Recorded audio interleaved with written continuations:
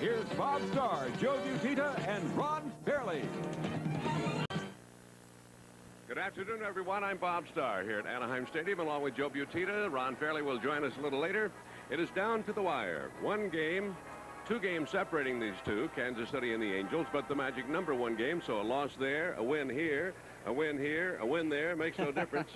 I guess there are a number of combinations, but really what's necessary is a victory here this afternoon for the Angels, Joe, and they've got themselves a Western Division title. And the surprising thing about this time of the year, there's only 2 games left, but there's so much baseball left to be played, and with Charlie Hough on the mound for the Rangers, it's going to be doubly tough for California. Although it is a day game, and some of the players feel that his knuckler is easy to spot in the day game. We'll see. He was very, very good the other day. Ken Forsch had one of those kind of outings that gives you nightmares when he threw 4 pitches in the first inning the last time out, and all of a sudden there were 4 runs on the board. I hope that doesn't happen today. What we're going to do is give you a glimpse of what's going on in Kansas City. Let's join Lon Simmons and Harmon Killebrew in Kansas City in the 5th inning. Want to welcome the fans from Southern California and KTLA. The runner going, Wilson, the throw not in time. He steals second. Wilson had just beaten out a base hit to shortstop. The score here 2-2. The A's scored twice in the 4th inning. The Royals with single runs in the 1st and 4th. Now in this inning, it is Wilson at second base with UL Washington at the plate. Wilson stealing second after his infield hit, and you see Wilson picking up the stolen base again. Harmon Killebrew with us, and Harmon, Wilson's speed is unbelievable. Well, it really is. He just beat out that infield hit with just sheer speed. He hit a line shot to the shortstop and beat it by a step at first base. 1-1 count to UL Washington is 2 for 2. The Royals picked up a run in the 1st on Wilson's triple, and Washington's following double. Foul back, 2-2. Then the A's, after Vida Blue had a struggle through the first 3, the A's left 8 men on the bases. They left the bases loaded in the 1st. He struck out Klutz to end that inning. They had the bases loaded in the 2nd after a leadoff triple by Moore. And Lope struck out to end that inning. Then he walked 2 men with 2 out in the 3rd, and Newman struck out to end that inning. Popped up foul, maybe playable. Newman coming back. Does he have room in the corner? He can't get it.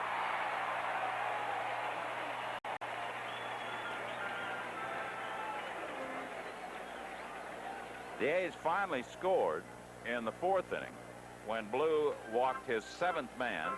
That was Henderson with 1 out. You'll watch Newman go after this ball again. The score tied 2-2 as Newman tries for that. And now with the A's 2, the Royals 2, in the bottom of the 5th inning, we'll go back to KTLA. All right, Lon Simmons, thank you. 2-2 out in Kansas City.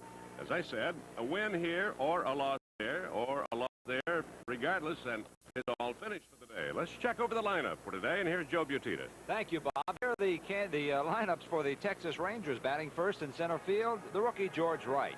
Batting second, the shortstop Tollison. Johnny Grubb will bat third and play left field. To be followed by right fielder Larry Parrish batting fourth. The designated hitter Pete O'Brien. Batting number 6, the catcher Jim Sundberg.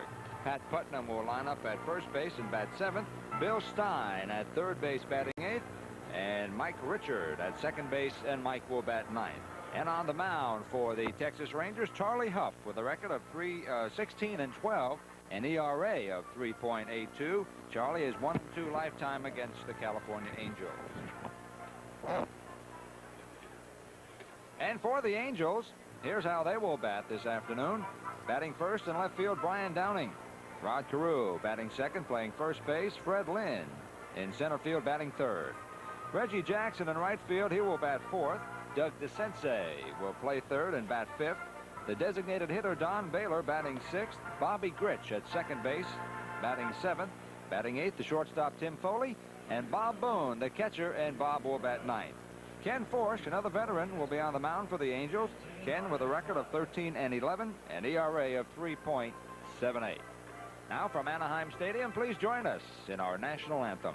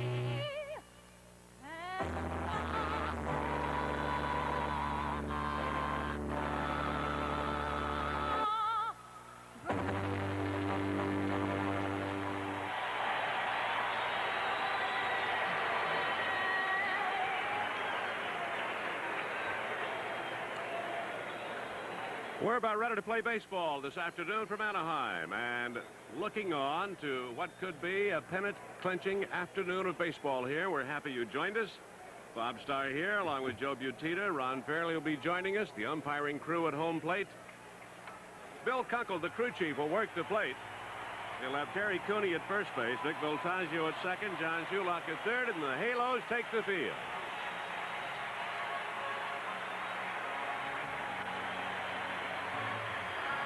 Kansas City has taken the lead over Oakland, 3-2 in the fifth inning. Kansas City leading Oakland 3-2 in the fifth inning. Ken Forsch to the mound, trying to win his 14th of the year. Defensively, Rod Carew at first base. Had a big RBI last night. Bobby Grich at second base. The shortstop, Tim Foley. At third base, Doug DeCense. In the outfield, Brian Downing, checking the wind conditions out in left field.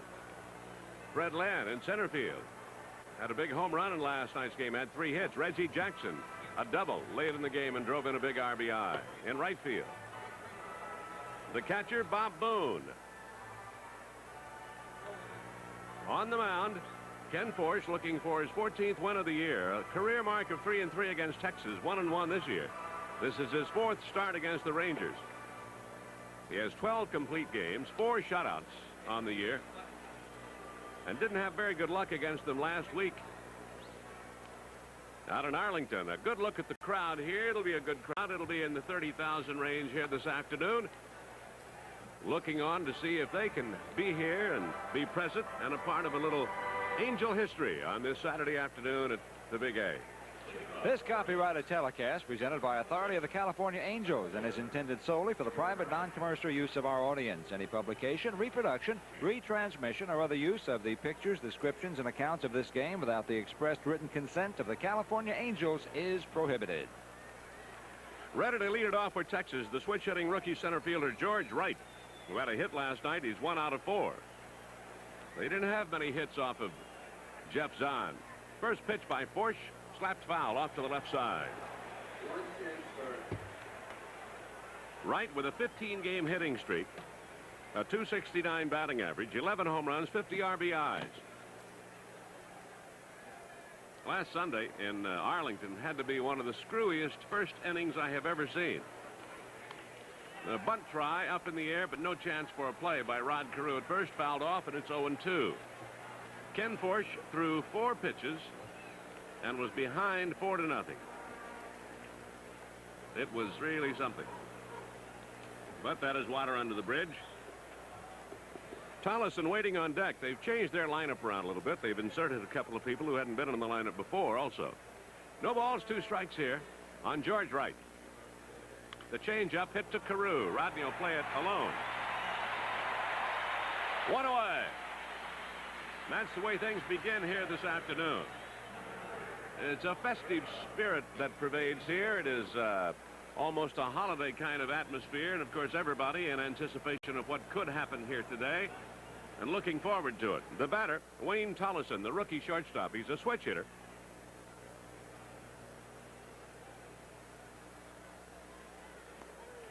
Sliders in for a strike at the knees from Ken Forsch. We've not seen him bat from the left side so far this year. Angels Baseball, sponsored in part by Mark C. Bloom. With over 50 stores to serve you, we take care of your car from the tires up. 1-1 on Tollison. On deck, Billy Sample.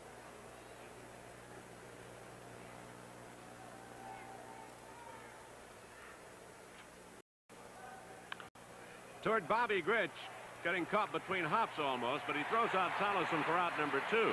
2 down here in the first inning on a couple of ground balls from Ken Forsch. And the veteran right-hander from Sacramento now will work. Well, now they have changed around and put Johnny Grubb in there rather than Sample. Grubb playing rather than Sample.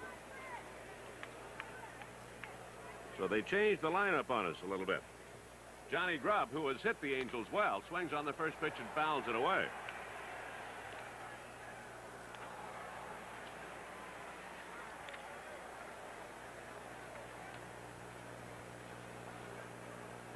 Grubb batting .283.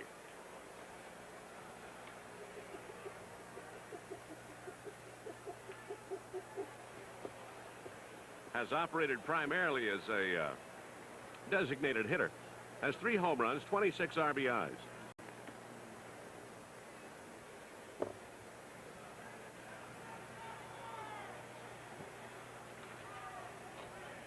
The changeup just missed a little bit outside. Tried to take a little bit off the curveball.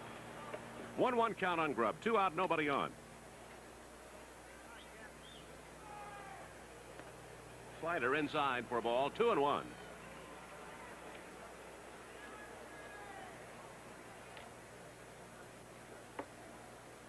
Two balls, 1 strike on Grubb. A little bit low. Ball 3. 3-1. Grubb, formerly in the San Diego organization, has bounced around a little bit. Very highly regarded when he first came up. And not to say he's not highly regarded now, but they had a lot of promise for him when he was with San Diego. The ground ball to Bobby Grich for out number 3. And that's the way the first inning goes here. No runs, no hits, no errors, nobody left. We go to the bottom of the first. The Angels come to bat, no score.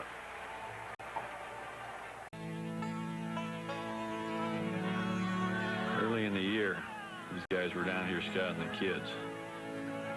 Now they're back looking for help. Bring out your best, Budweiser Light. Bring out your best, Budweiser Light.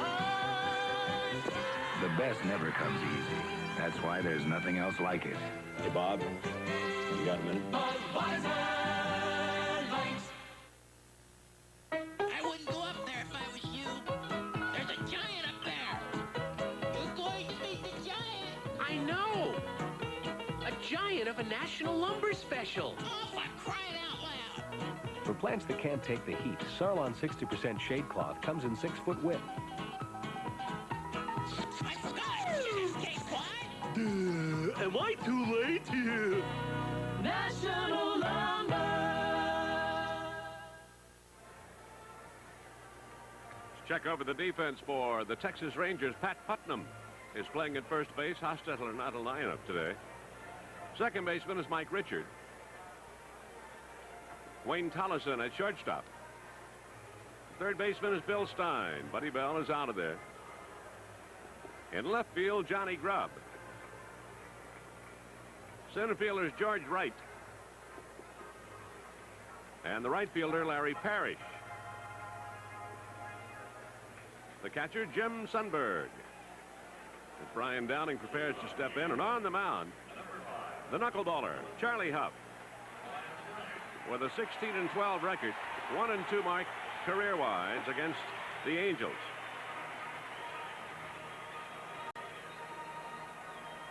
The last time out, Charlie Hough defeated the Angels and Ken Forsch by a score of 7-5 in Arlington. See what he has going today with the dancer. Downing batting .279, 1 out of 4 last night. He has 10 hits off the Rangers here in 1982. First one is a little bit too high for a ball. That didn't take on the appearance of the knuckleball. But most of them will be. Bryant with 28 home runs. Knuckler outside for ball 2, 2-0. A little breezy here today, but it swirls around down inside the stadium. Went after the knuckler and didn't get it. 2-1.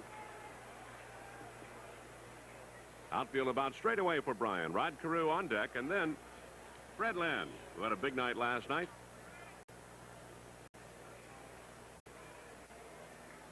No score, bottom of the first.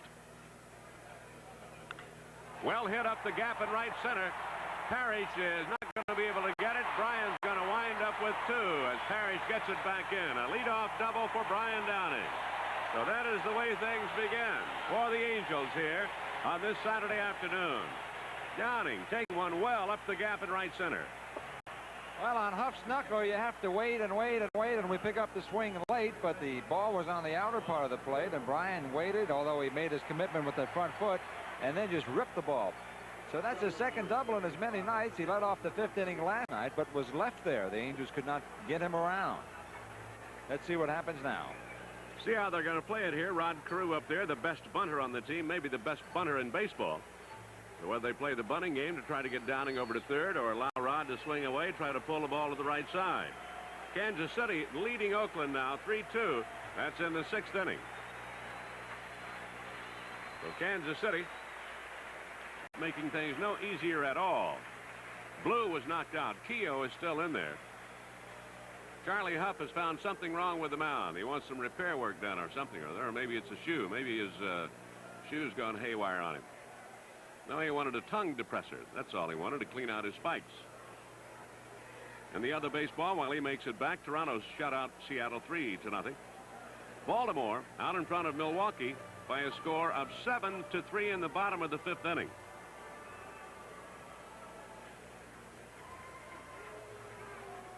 He fought for love, honor, and the future of a kingdom. Tonight at 6, he fights for Elizabeth Taylor. He's Robert Taylor, and he's Ivanhoe. Tonight on the Channel 5 at 6 o'clock.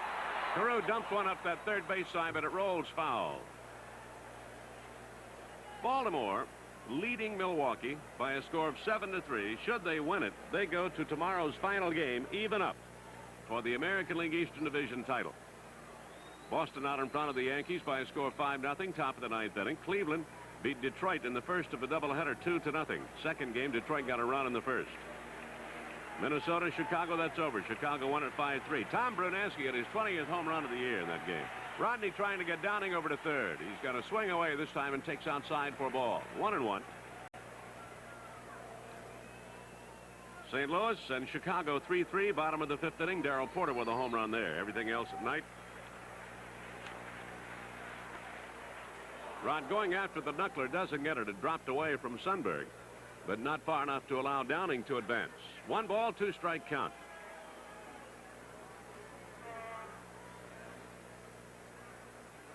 Rodney experiencing a little discomfort, it seems, in that right hand, right wrist area that has bothered him almost all season long. The knuckleball is too high, boxed by Sundberg. 2-2. Nobody out. Runner at second base. No score. Rod is going to bat over 300 this year for the 14th consecutive time, 14th consecutive year. Grounds the ball up the middle. That'll get a run home. Here comes Downing around third. And the Angels break on top. Rod took that knuckleball right back up the middle. Good hitting.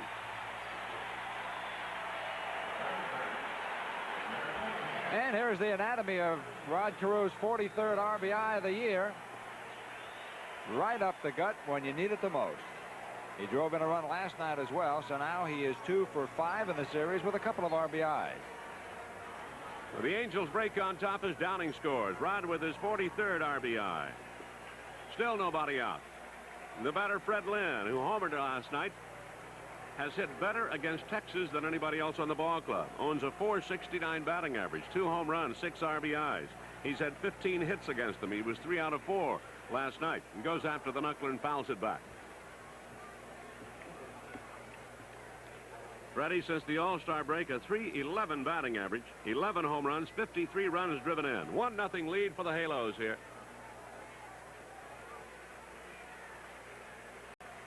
Rod is going to go. Taken high, the throw by Sundberg. In time to get him out at second base.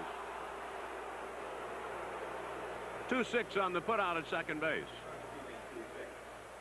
Carew has stolen 10 bases, but he's been caught 15 times. And here I thought it was pretty close. Sundberg jumps out of that stance quickly. And watch the tag right here. Tollison has the ball, and Rod's gone. Good throw by Jim Sundberg. 1 out, Lynn with a 1-1 count. Of course, you cannot argue with the strategy. You've got a knuckleballer out there. It's tough enough for the catcher to handle him under the easiest of circumstances without it being a steal situation. Just didn't pan out. 2-2, a foul tip. 1-0 for the Angels, scoring here in the first. They scored last night in the first inning, got another run in the second, and then scored late with 2 more. Made a stand up for a 4-0 shutout. Ground ball toward first. Putnam with the play at first base, and the Husky first baseman makes it alone. Out number 2, and that'll bring up Reggie Jackson. National Lumber, the stores with the good stuff for the right price. Pick up on National Lumber's TV specials. You'll get your money's worth and then some. So look on the white pages for the National Lumber nearest you. Reggie last night, 1 out of 3 with a double late in the game, drove in the 4th run. Has not had that good a batting average over the year against Texas. 171, a home run, 5 RBIs. He's had 6 hits.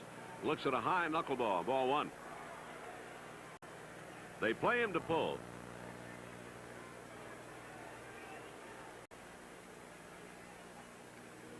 The knuckler in for the strike. Reggie batting .272. Bob, got a football score for you. UCLA leading Colorado 10-3 in the second quarter. About 10 minutes left before the half. Well hit towards center field. Way back. It is going. It is gone. A home run for Reggie Jackson, number 38. And that is a new Angel record. And the Halos lead it 2-0.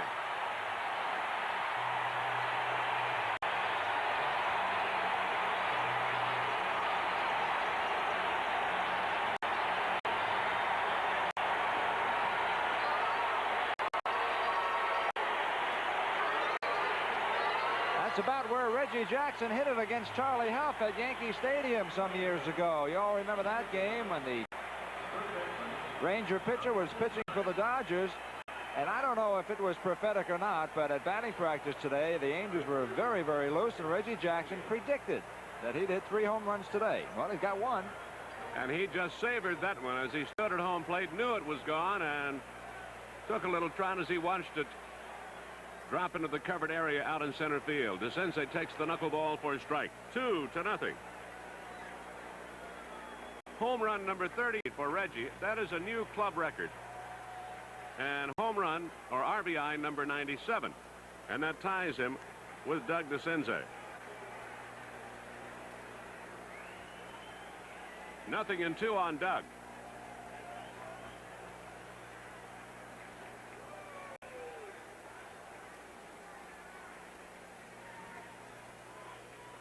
Got away from Sundberg, and DeCinces is going to reach base on a strikeout.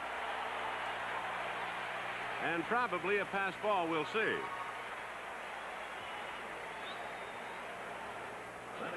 This is enough to make you not want to become a catcher. That's right. That ball just dived after Doug swung at it and eluded Sundberg, and it counts as a strikeout, but DeCinces is on first base. We will call it a passed ball until advised otherwise. I'm sure that's probably what it'll be ruled. Strikeout, a passed ball allows DeCinces to reach, and Baylor's up there. Don 0 for 4 last night, but he's hit well against Texas. Takes 1 for a ball. He's had 16 hits against the Rangers. That is the ruling. Strikeout on a pass ball, allowing DeCinces to reach. Inside for ball 2, 2-0. The Angels lead it 2-0. A leadoff double by Downing. Carew with a base hit to drive him in. A 2-out home run by Reggie Jackson into the covered area out in center field. Baylor takes a strike. It is 2-1.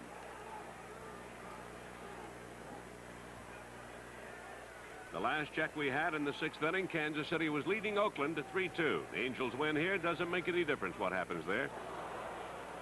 2-2 the count. Don just couldn't wait long enough on that pitch.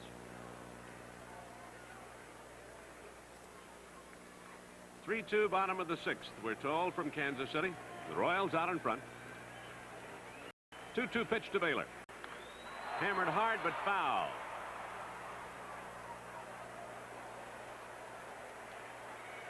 So the count remains 2-2. Down with 24 home runs, 94 RBIs. The 3, 4, 5, 6 men in the lineup. 84 ribbies, 97, 97, and 94. They want to throw the leadoff man in there, Downing, 84 also. Baylor is down on strikes, and that takes care of the Angels here in the first. But 2 runs home. On 3 hits, they leave a man. And after an inning of play, the score, the Angels 2 and the Rangers nothing. The One Brand Tire Store versus Mark C. Bloom. The One Brand store sells one brand, but Bloom sells General, Michelin, Bridgestone, Dunlop, Pirelli, Uniroyal, Kelly, and many, many more. So if one brand isn't right for your car, Bloom has another brand that is. The One Brand Store versus Mark C. Bloom. Now, where do you think you'll find the right tire? Mark C. Bloom. You can't choose the right tire if you don't have a choice. What's Taco Bell come up with now? A new reason to try the giant Taco Bell Grande. Besides getting more of all the delicious, savory flavors in our biggest taco ever. If you try one now at the regular price, you'll get a medium-sized Pepsi-Cola with it for just 5 cents. So come to Taco Bell and try the giant Taco Bell Grande for a new reason. A medium soft drink for a nickel. What a difference Taco Bell makes. Really happy with my bank. Well, I just got my interest-earning checking account. Oh, did you go to a savings and loan? Mm-hmm. Does yours have a check guarantee card? Right. And overdraft protection? Yep. Did you get a credit card? Mm-hmm. How much do you have to keep in yours? As little as I want. Hey, where'd you get it? At Home Savings, a $2,000 balance in any savings account qualifies you for an interest-earning checking account. And you can get a package of added services at Home Savings of America.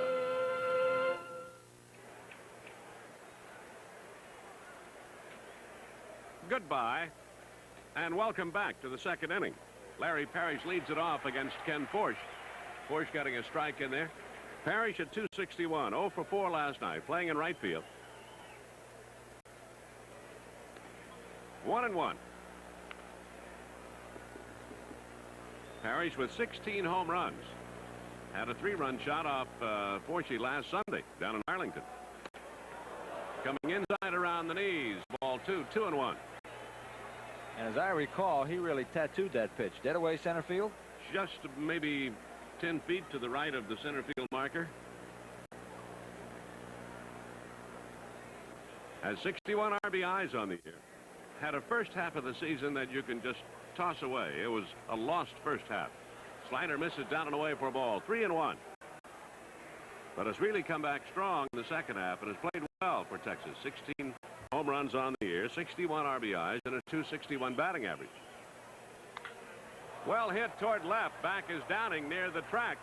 Bryant right at the edge of the wall, and can't get it. It's gone for a home run for Parrish. So he does it again on a slider. Parrish found a slider up at the strike zone and takes it over the wall and cuts the lead in half. It's 2-1. That's number 17 for Parrish. Here's the pitch by Forsch. A little bit up in the strike zone. As you can see, it was above the belt, and it didn't slide very much. So the Rangers come right back and get one. That's the first hit off Forsch. Downing gives it a game effort out in left field. but it just eludes him. A bouncing ball to second. Bobby Grich, his third chance of the day, throws out Putnam. That'll bring up Jim Sundberg. And we'd like to remind all Angel fans who wish to become a season box holder in 1983 that now is the time to get on the priority list. If you'd like to become a new member and purchase either box or reserve seats, drop a postcard with your name, address, and phone number to Angel Season Box 1983, Box 2000, Anaheim, California. Sundberg going after the first one, fouls it back. That home run by Parrish, by the way, the 24th home run given up by Ken Forsch here in 1982. That has been a bugaboo of his, the long ball. Slider misses down for a ball, 1-1. And in a way, Bob, it may jolt the Angels back to reality, although they know what they're up against. But scoring 2 runs in that first inning, whoops. This ball game is tied up. Sundberg has just tied it.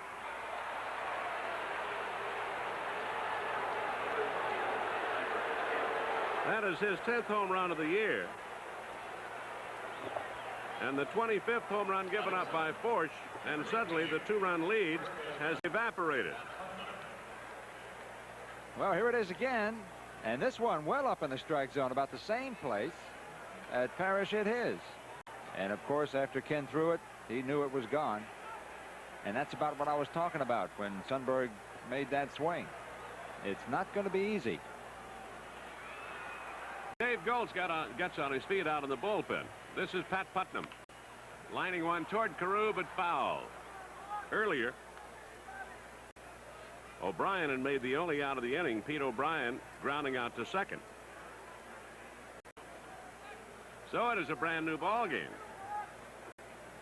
2 hits Forsch has given up, and both have left the ballpark.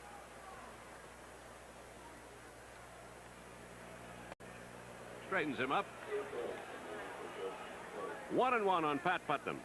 Did not play in the, didn't play in the series in Texas, didn't play last night. Ground ball hit at the hole at short. That's a base hit out of the reach of Foley. Putnam is on. Oakland has taken the lead. 4-3 over Kansas City. Number 1, third baseman, Bill Stein. The ground ball by Putnam to the opposite field. Kansas City has made a pitching change, and Quisenberry has come on, we're told. And Oakland leads it out there, 4-3. That's in the 7th inning. 2-2 here. Bill Stein standing in. Slider catches the corner. Stein batting .243, hitless last night, 0 for 3. 1 home run.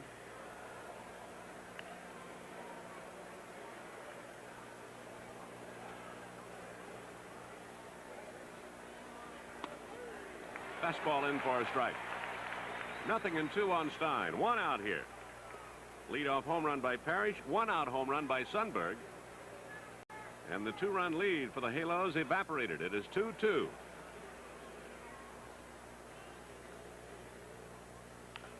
The slider hit foul into the Texas dugout. Ricochets out of there. Everybody all right, or did that get someone? That might have picked somebody off in there. That's Charlie Hough. That's Charlie Hough. My goodness. He can smile about it now. Look at Sundberg. Is he shielding him or giving him a target? 1-2 on Bill Stein.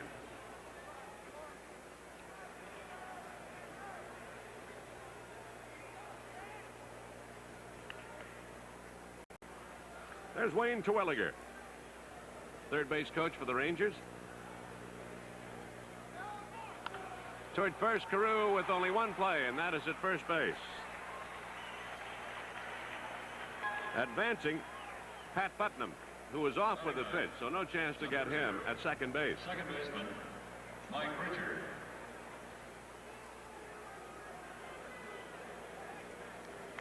Stein going the other way with it as the runner had started. The batter, Mike Richard, had a hit last night, 1 out of 3. Number 9 man in the lineup.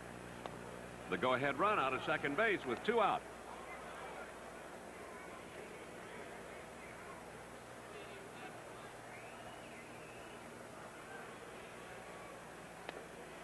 Down too low for ball two. 2-0. Forsch falling behind the Texas second baseman. Goltz continues to throw out in the Angel bullpen. Fouled out of play to the right. 2-1.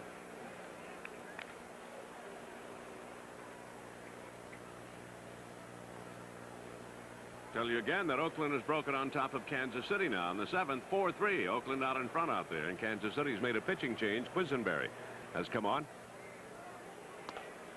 Little high with the slider. 3-1. I think I heard a home run by Tony Armas responsible for that lead. A 2-run job by Tony.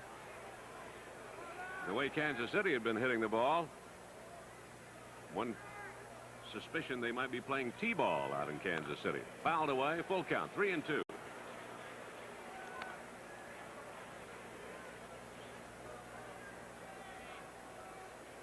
The Angels win it. The playoffs start here on Tuesday.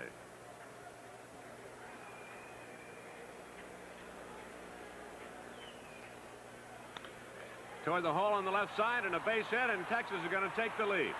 Downing no chance to throw out the runner, and the runner will go to second base. A base hit by Richard, and Texas has taken the lead. 3 runs here in the second inning. Putnam, the number 9 hitter in the lineup, batting less than .240. Grounds one out of the reach of DeCinces and drives in Putnam, and that makes it 3-2, and Texas has taken the lead. That is the 4th hit in the inning. No chance for Downing to throw out the runner at the plate. And on the throw to the plate, Richard goes to second base, and the batter George Wright.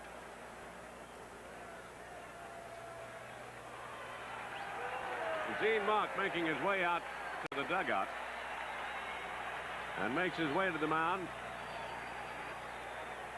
He might be ready to make a change. We'll have to see. He wants to talk it over with the big right-hander who has suffered a tough second inning. He had a tough first inning last week down in Arlington, and here today has given up 3 runs in the second after his club staked him to a 2-0 lead, and that's going to be all. That is it for Forsch. The change has been made, and the call has gone to the Angel bullpen, and it'll be Dave Goltz who will advance to the mound. So as Goltz makes his way in from the bullpen, we'll go away for a moment, then return.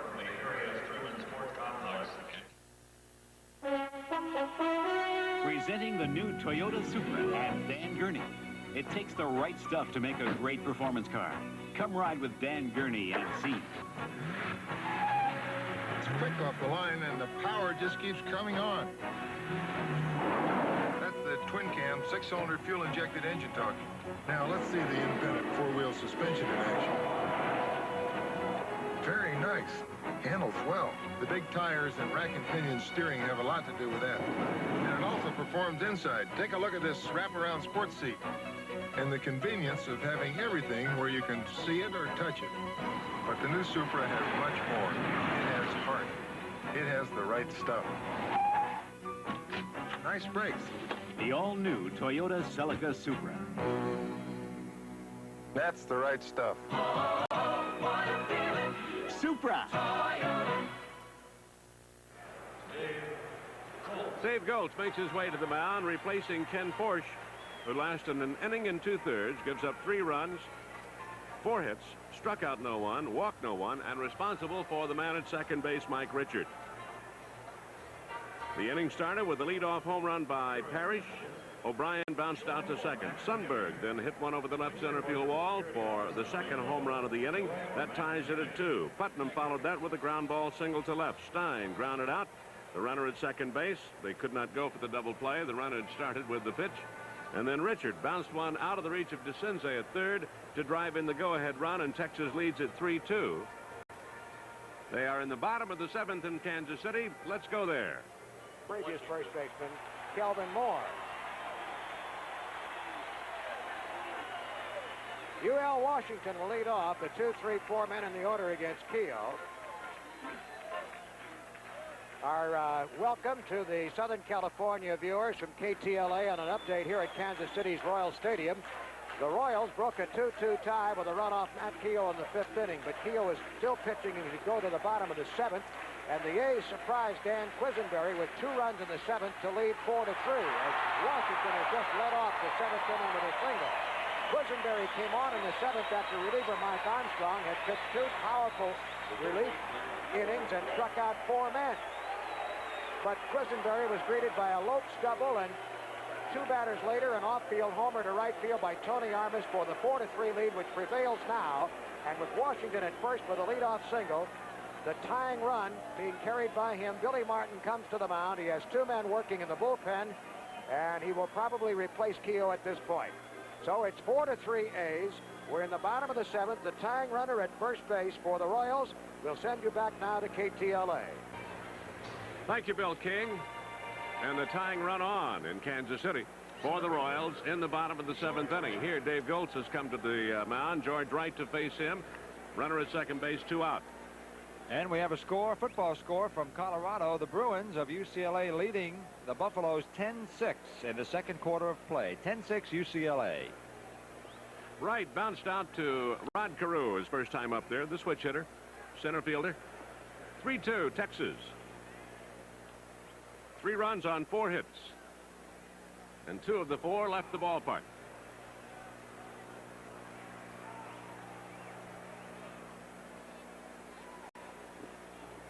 Goltz and Wright in a little gamesmanship down here.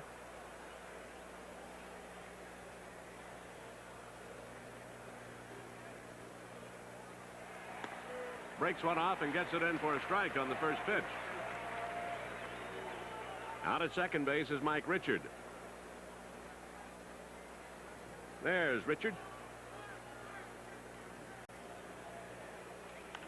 Popped him up. Out short center. Back goes Foley. Backpedaling. Oncoming Lynn. Foley there makes the catch for out number 3. Goltz retires the first and only man that he faces. But Texas has taken the lead. 3 runs on 4 hits. They leave a man. As we go to the bottom of the second inning, the score now, the Rangers 3 and the Angels 2. Born of tradition, nurtured by pride. Budweiser Light, with a clean, distinctive taste. A light beer worthy of the king of beers. Bring out your best. Bring out your best. The best never comes easy. Budweiser Light. That's why there's nothing else like it.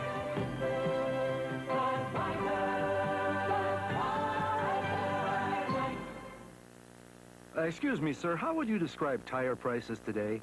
Pretty high. And auto service costs? Pretty high. But what do you call these ads that claim the lowest prices ever? Pretty creative. Yeah, but can anybody keep a low price promise today? Mark C. Bloom. Doesn't Bloom promise the lowest prices ever? No, just the lowest price possible. What if I find an ad with a lower price somewhere else? Bloom will beat it. Well, who are you to think you know so much about Bloom? The president. Oh. You know, everyone's talking about money these days, so naturally a lot of people are talking about super checking over Great Western Savings because it's a little different. It works like your checking account, but it pays high interest, like a money market fund. Every dollar over $2,000 is swept into the Great Western Investment Plan automatically. So remember, super checking. It's a smart thing to do with your money. Great Western Savings, a new brand of banking. Bobby Grich ready to face Charlie Hough now, having to play catch-up, and Hough starts him with a knuckler. No contact from Bobby Grich. Bobby was 0 for 3 last night. Has had only 4 hits all season long off the Rangers. Been a tough club for him. 0-2. Thing about Hough, you want to get him out of there before he gets beyond the 5th inning. Because if he gets beyond the 5th inning, whoa, this might do it. This is well back and left. Grub at the wall, looking up. Goodbye. It's tied at 3.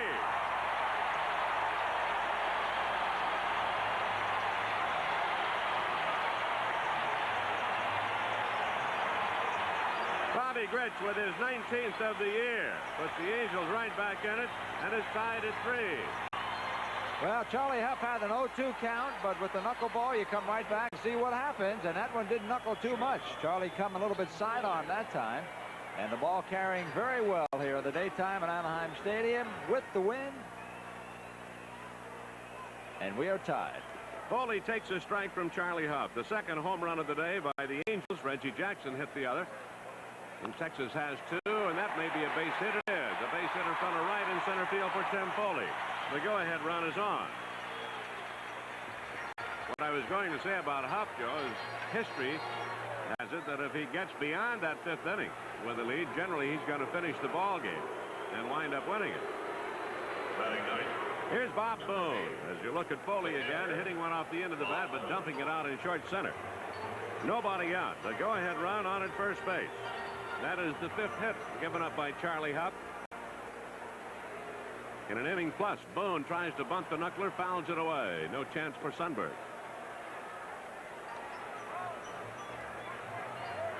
This is Boone country.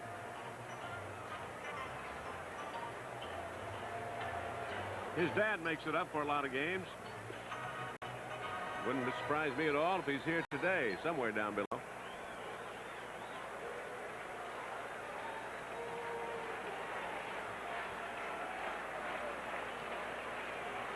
Leadoff home run by Bobby Grich is tied at 3. 3 runs on 4 hits for Texas, 3 on 5 for the Angels. Nobody out. Foley at first. Boone will try to bunt it. Does. By the mound, by Putnam, by everybody. It's a base hit.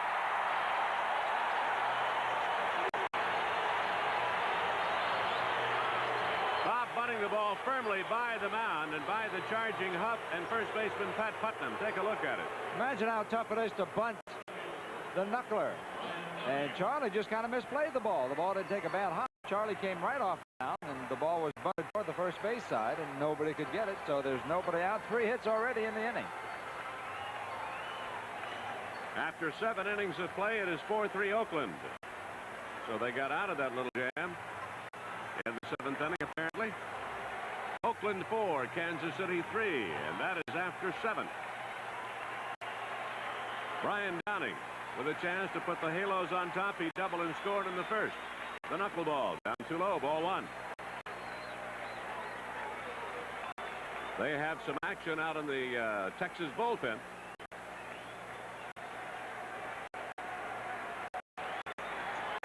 Foley on at second base. You can see Timmy. On at first, Bob Boone. Downing leaning away from the knuckler, and Sundberg battling it all the way. Today is the day for sure that Jim Sundberg earns his money.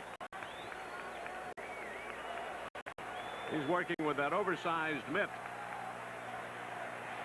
He needs a net. Leaning away from it. It is 3-0. Ryan with 28 home runs. He had a double to start things in the first as he doubled up the gap in right center and then came home on the ground ball single up the middle by Rod Carew. Ryan on 3-0 takes a strike on the outside part of the plate. Borderline call. Went to Charlie Hough. Charlie makes his home just a few miles away from here. He lives in Brea. He's had a very good year. 16 wins, 12 losses with a club that really hasn't had much luck at all. Bluffs Foley back at second base. Outfield about straight away for Brian Downing.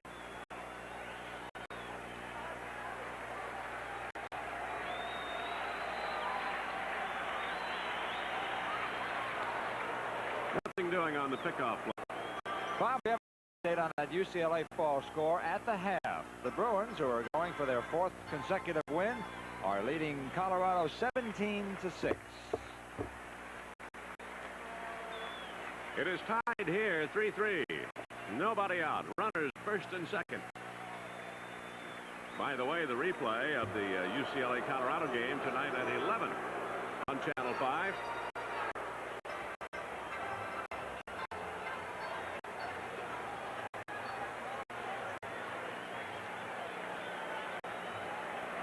Three and one now. Brian takes ball 4 and the bases are loaded.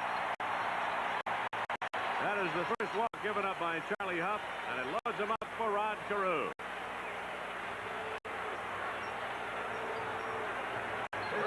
Three straight hits and a walk. A home run, 2 singles, and a base on balls have loaded him up, and a base hit puts the Angels on top by 2, more than likely. 1 for sure. You have Foley at third, Boone at second base. Brian Downing on at first. You want to look over the baseball.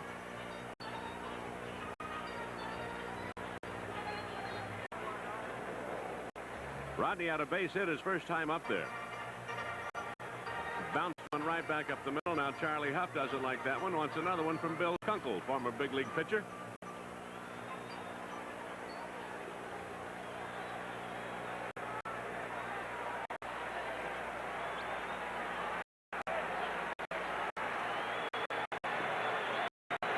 Now Charlie Hough doesn't like that one.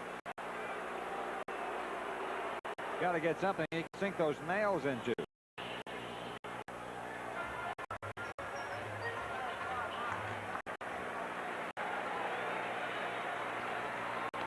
Rod takes a strike. Knuckler on the outside corner. 3 home runs, 43 runs driven in. He's batting .317. And as I told you, he's going to hit over 300 for the 14th consecutive season. Grounds it back to Hough. They'll go to home. There's one. Back to first. Thrown badly. Out at first base. Good play by Putnam. Double play. 1-2-3 on the DP. Runners at second and third. 2 out. Still tied at 3. Right back to Hough.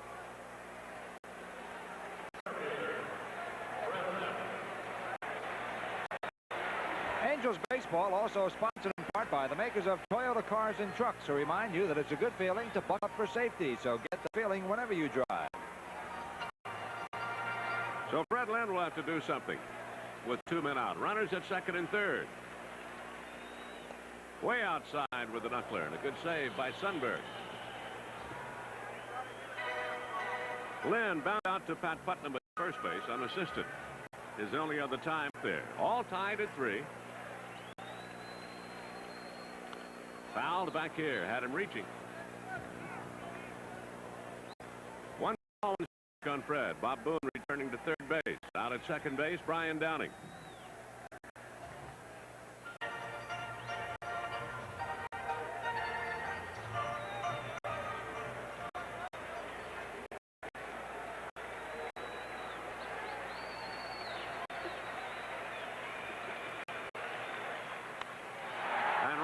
The shortstop, and Charlie Hough dodges a bullet here in the second inning.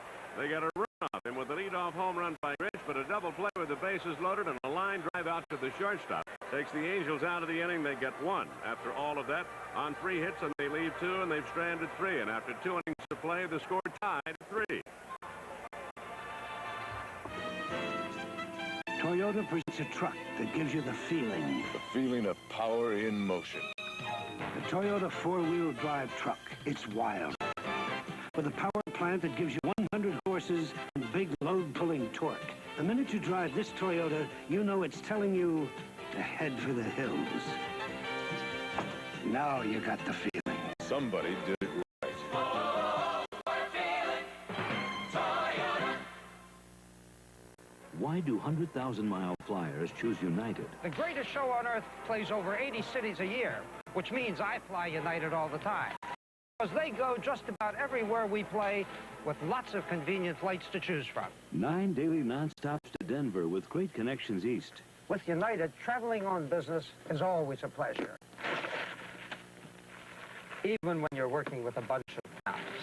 People who fly for a living fly United's friendly skies. Nestle Crunch, the blend of milk chocolate and crispy crunchies that's music to your mouth. Creamy milk chocolate is a melody. Crispy crunch is all the harmony. The two together are music to munch. Let's hum a few bars of Nestle Crunch. Good stomping lips, smacking, hee-haw and fast slash. Nestle Crunch is music, sweet music to your mouth. There's an old retired play-by-play man right there. Good old Uncle Charlie. We go to the third. Tollison, Grubb, and Parrish up there to lead it off against Gold. Strike call to Wayne Tollison, the shortstop. Switch hitter. He bounced down to second base his first time. They're going to the bottom of the 8th in Kansas City. Oakland leads it 4-3. Chopped foul and off his Tootsie at home plate.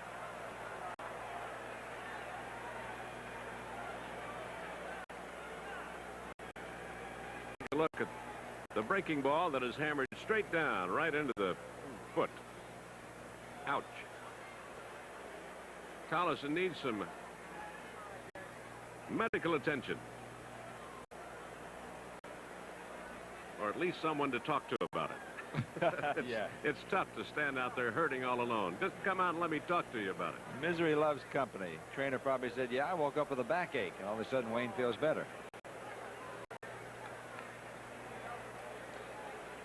2-strike count on Tollison. Grubb to follow, and then Parrish. 3-3. 3 runs on 6 hits for the Angels, 3 on 4 hits for Texas. And Goltz with a pitch high for a ball. It's 1-2. Long ball has played a prevalent part in things. Texas has hit a pair, so have the Angels. And it is mighty early. This is only the top of the 3rd inning. Breaking ball got him looking. Got him with that curveball, the knuckle curve for strikeout. First recorded by Goltz. Right there. That's called freezing a hitter. And the guy melts away to the dugout. Johnny Grubb bounced out to Bobby Grich. Bluffs the bunt and takes a fastball low for ball 1. Grubb did not play last night. He is one of those who has hit well against the Angels. Goes after the breaking ball and fouls it at the feet of Boone. 1 ball, 1 strike. Don't forget, tomorrow is Fan Appreciation Day here at the ballpark, and hundreds of beautiful gifts will be given away. Also, you can pick up tickets for playoffs that are to begin on Tuesday, should they begin here in Anaheim Stadium. Ticket office will be open from 9 to 5:30, as it is today. Out of play and off to the left. 2-2.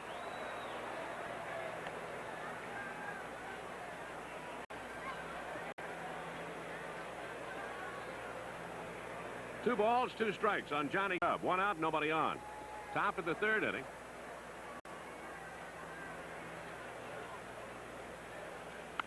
Grounded towards short. Foley on the short hop with it. Timmy's throw accurate. 2 away. And that will bring up Larry Parrish, who got things started for Texas in the 2nd after the Angels had gone up 2-0 in the 1st. Parrish started things with a leadoff home run off Ken Forsch. His 17th of the year.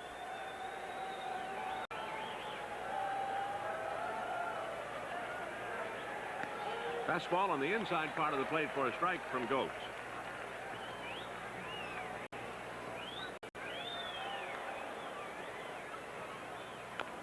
Breaking ball, hammered foul. Larry Parrish from Winter Haven, Florida. Big man for a 3rd baseman, or for an infielder, but for a 3rd baseman, good-sized man. Strong throwing arm. They moved him in Montreal to make room for Tim Wallach, who did a fine job for them up in Montreal. 1-2 on Larry Parrish. Darrell Johnson, the Ranger skipper.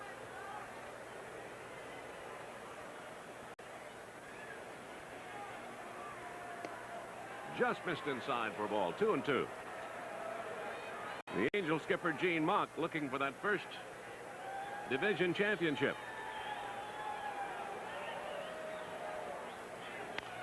Toward the shortstop, and Foley's going to have to hustle it. Strong throw in time to get Parrish. Side retired. 1-2 in an easy inning for Goltz. He's retired all 4 men he's faced since coming on. No runs, no hits, no errors, nobody left. We go to the bottom of the 3rd. The score: Angels 3, Texas 3. With more and more gas stations closing their service bays, where do you go for car service? Mark C. Bloom. We offer total automotive service. Tune-ups, brakes, shocks, alignment, balancing, and air conditioning. Total automotive service, totally guaranteed. Now, where are you going to take your car for service? Mark C. Bloom. We take care of your car from the tires up. I wouldn't go up there if I was you. There's a giant up there. You're going to meet the giant. I know. A giant of a national lumber special. Oh, for crying out loud. Sturdy but lightweight, the Rubbermaid 32-gallon roughneck trash can, now $9.77 at National Lumber. I forgot. cheesecake, what? Am I too late here? National Lumber. What's Taco Bell come up with now? A new reason to try the giant Taco Bell Grande. Besides, get more of all the delicious, savory flavors in our biggest taco ever. If you try one now at the regular price, you'll get a medium-sized Pepsi-Cola with it for just 5 cents. So come to Taco Bell and try the giant Taco Bell Grande for a new reason. A medium soft drink for a nickel.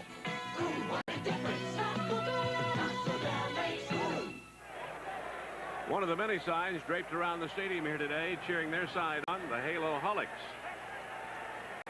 Reggie Jackson lead it off. He homered off Hough the last time and takes one outside for ball one. For Reggie's 38th home run of the year.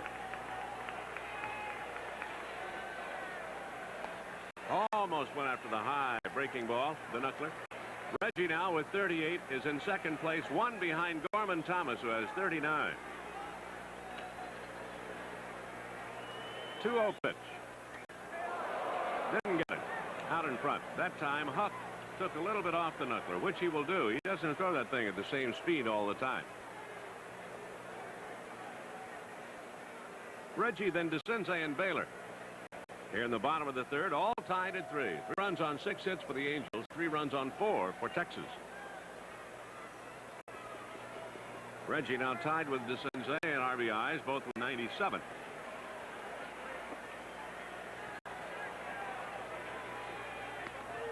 Got a breaking ball in that time.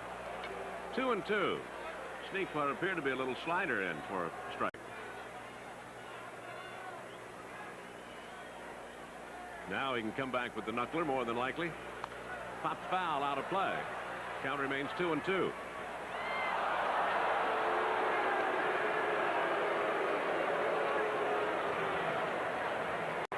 At last check, they were in the bottom of the 8th in Kansas City, 4-3 Oakland, but Kansas City was threatening.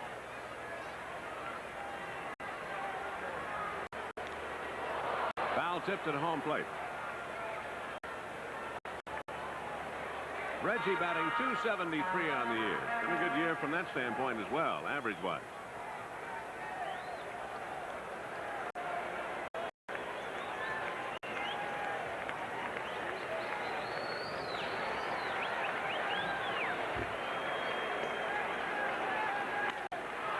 Hooked it.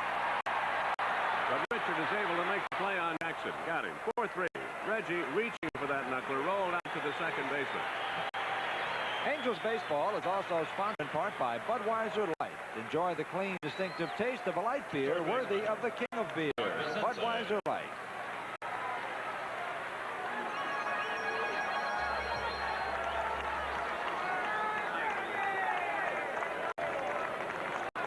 And he tries to pull it to the right side. Hustling down the line, trying to beat it out. Just barely got it. Here's Doug DeCinces, a strikeout victim in the first inning. Hough has struck out 2. He reached base on the pass ball when he struck out. Hits one to Tolson. Tolson, the shortstop, throws across in time to get DeCinces. Out number 2 in the third. That'll bring up Baylor.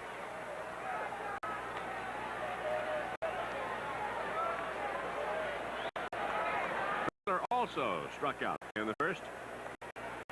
Designated hitter, Don Miller.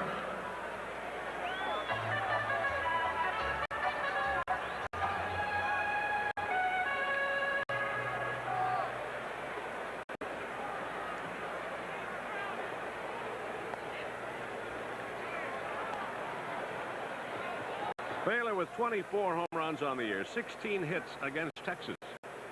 The knuckler, then going after the breaking ball, not getting it. 1-1.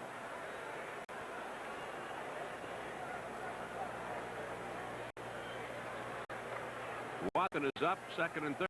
Kansas City, 1 out, 4-3. Oakland out in front, but Watson is the batter.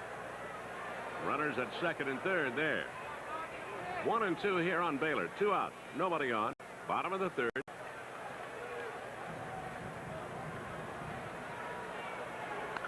Hit hard, but foul.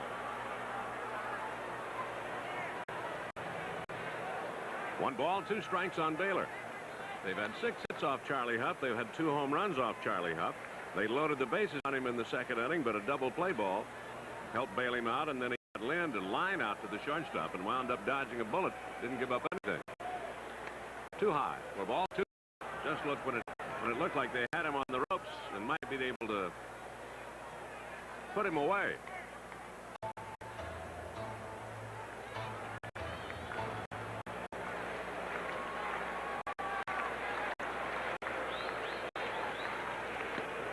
Sidearm knuckler inside for ball. Full count. 3-2 on Baylor.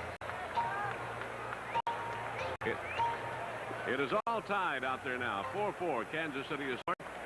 So it's tied at 4 in the 8th inning, and it's runners at first and third. Baylor is hit by a pitch. Baylor hit by the knuckleball. 3-2, and that'll bring up Bobby Grich.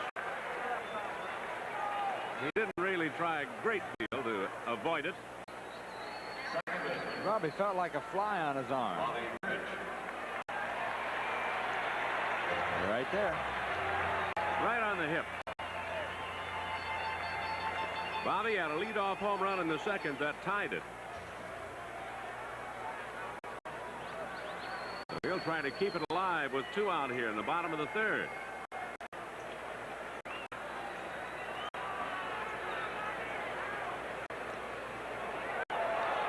Baylor can't go.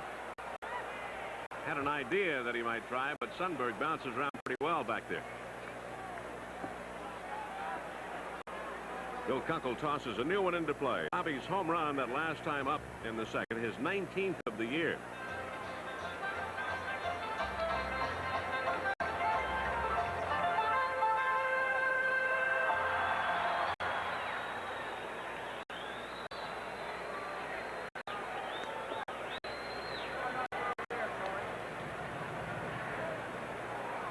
Kansas City has regained the lead. They lead 5-4 now in the 8th inning. Rich goes up to the knuckler and no contact. Boy, they're tough at home. My goodness. So Oakland's going to have one at bat coming top of the ninth. Knuckler in for the strike. Grich in the hole. 1 ball, 2 strikes on Bobby Grich. 2 out, runner at first.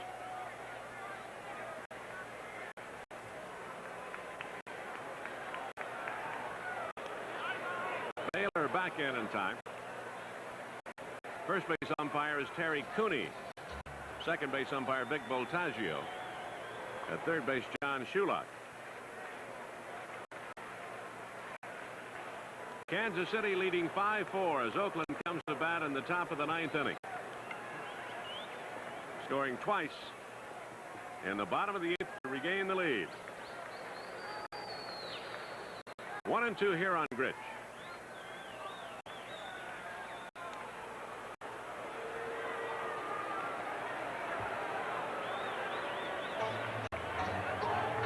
Tomorrow night at 6, their battle of love could destroy a kingdom. Rob Taylor and Ava Gardner star in the Knights of the Round Table. It's a swords and chivalry weekend. The Knights of the Round Table tomorrow night at 6 here on Channel 5.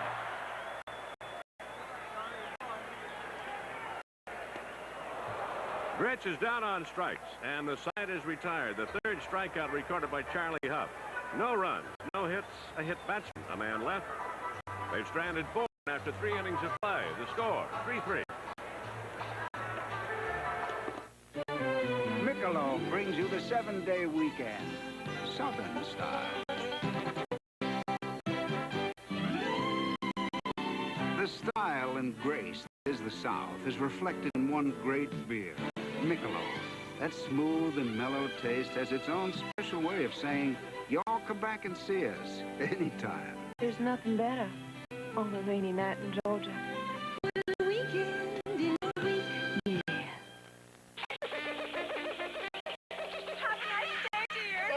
Some people have a harder time getting to work than others. And for those people, we proudly present the Toyota Corolla Tercel.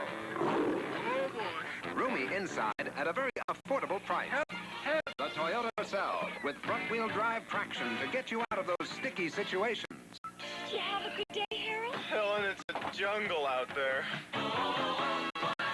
Tercel! Why take a chance on that investment? Charlie's idea. Young people don't think about security. Well, I do. I've always kept money in home savings. Yeah, you do all right. Well, sure, I'm comfortable. I know my savings will always be there. Exactly. Hey, but Charlie says I can make more. Well, you also lose. Yeah. Do any of us have the time to earn it all again? Earn high interest without risk at Home Savings of America. Your savings are insured and backed for the safety and security of the nation's largest savings and loan. Top of the fourth inning coming up. I'm Joe Butita along with Ron Fairley. 3-3 the score. 4 home runs so far in the ball game as Dave Oates sets to face Pete O'Brien, Jim Sundberg, and Pat Putnam. As far as we know, Kansas City still on top of Oakland 5-4 with the A's batting in the top of the ninth inning. O'Brien 0 for 1 so far. Bounced out to the second baseman his first time up. Young fella batting .203. He's the designated hitter.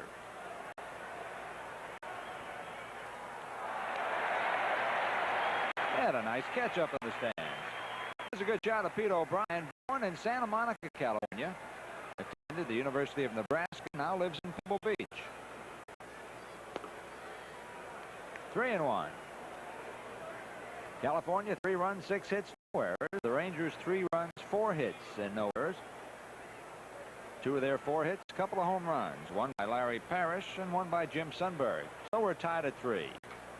And O'Brien hits one well toward center field. Lynch is looking up, and this one is gone for good. Rangers are on top 4-3.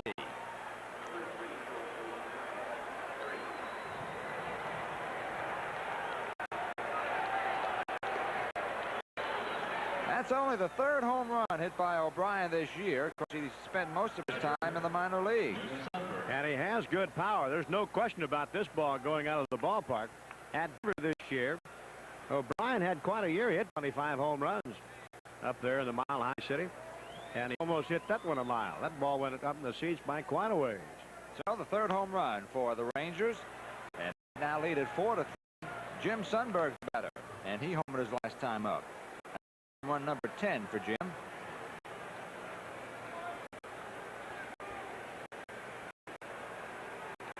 One and one. Jim Sundberg, 10 home runs, 47 runs batted in, batting .249. And on top of all that, he's a very good defensive catcher.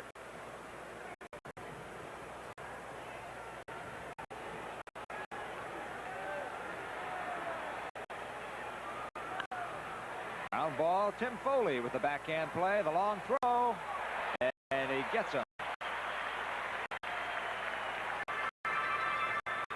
So that game in Kansas City, we are told, is now over, and the Royals, with 2 runs in the bottom of the 8th inning, have come back and they've beaten the Oakland A's. The final score from Oakland, 5-4. You look at Dan Quisenberry getting congratulations, along with John Wathan, the Royal catcher. So Oakland not able to help the California Angels yet this weekend. Final score 5-4. Kansas City beats the Oakland A's. Back here at Anaheim, with 1 run across and 1 out, the batter is the first baseman Pat Putnam. He singled and scored his first time up. Pat batting .223.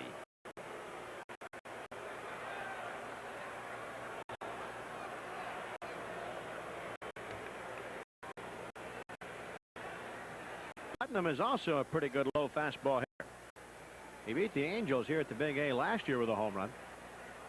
So you have to be careful with him. He's a big fella, 6'1" and 220 pounds. Putnam also spent a good part of the year down at Denver. Batted .310, 13 home runs, 60 runs batted in down there.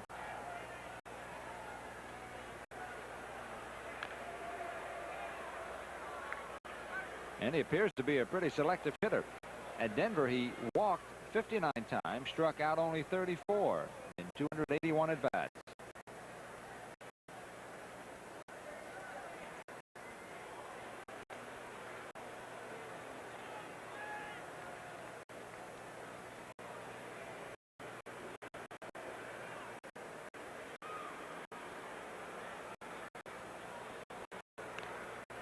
Out back to the screen. 2-2 on Putnam.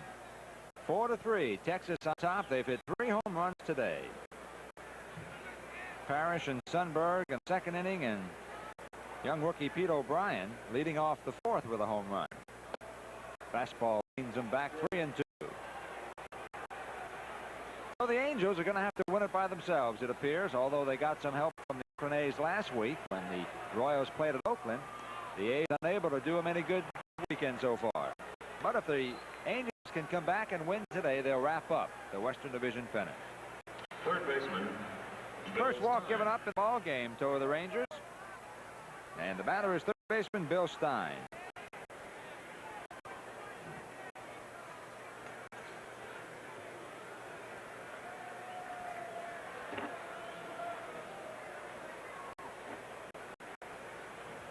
Stein 0 for 1, bounced out to Rod Carew his first time up.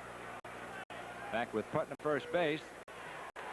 The Rangers put on the hit and run, and Stein hit it to the right side. Carew only had one play, and that was the first base with Putnam moving on the pitch.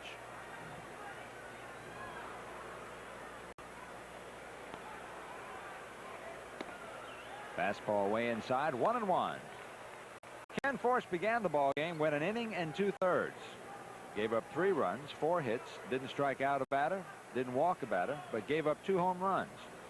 So Forsch having his trouble with the Rangers last weekend in Arlington after only 4 pitches. Forsch was trailing 4-0. Well, he got by the first inning today easy enough, but in the second inning gave up 3 runs on the 4 hits, 2 of them home runs.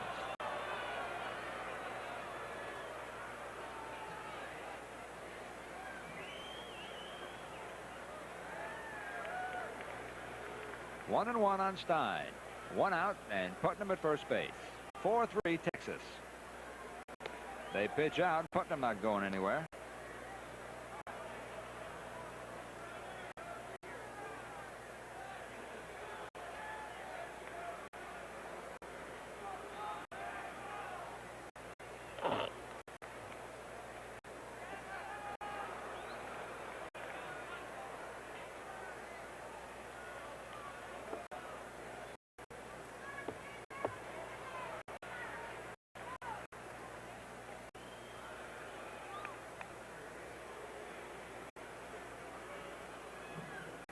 There goes Putnam. Stein swings, misses to throw. He's gone.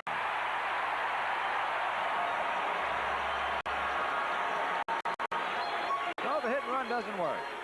And there are 2 away. And the count 2-2 on Stein. Well, Putnam does not have that good running speed. And you get a look at it right here as Bobby makes the tag easily. And another look here, the hit and run. The pitch is high and outside. Stein trying to go to right field. Could not make contact. And, of course, Boone, who leads the major leagues in throwing out runners, throws out another one quite easily. And now he strikes out Stein on a 2-2 pitch, does Dave Goetz, and the Rangers go easily. But score a run. The home run by the rookie Peter O'Brien. 1 run, 1 hit, no errors, no one left on base. They've left only 1 so far. And after 3.5, it is Texas 4 and California 3. The One Brand Tire Store versus Mark C. Bloom. The One Brand store sells one brand, but Bloom sells General, Michelin, Bridgestone, Dunlop, Pirelli, Uniroyal, Kelly, and many, many more. So if one brand is for your car, Bloom has another brand that is. The One Brand store versus Mark C. Bloom. Now, where do you think you'll find the right tire? Mark C. Bloom. You can't choose the right tire if you don't have a choice. This is it. It's stock up on Del Monte tires. It's the Del Monte event of the year. Alpha Beta's reduced over 50 Del Monte favorites, like corn, catsup, fruit cocktail. And when you buy them by the case, you get them at our cost. No limit. Fellas, so get in on all the savings you can. Save on over 50 Del Monte products and get cases at our cost. Tell a friend.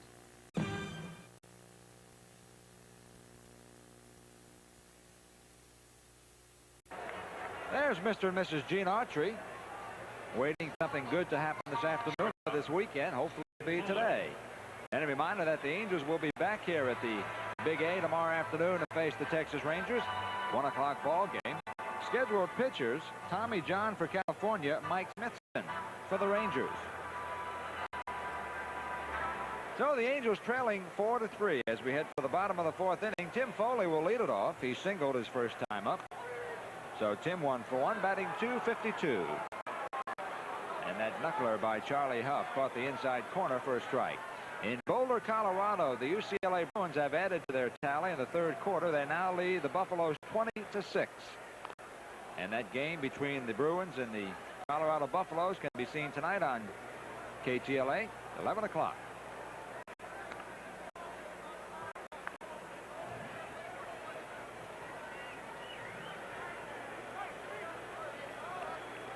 Tim Foley's been a hot hitter lately. He's hitting .303 in his last 12 games. Here he throws the bat at the ball, that elusive knuckler, and Hough throws him out. Angels Baseball, sponsored in part by Mark C. Bloom. With over 50 stores to serve you, we take care of your car from the tires up.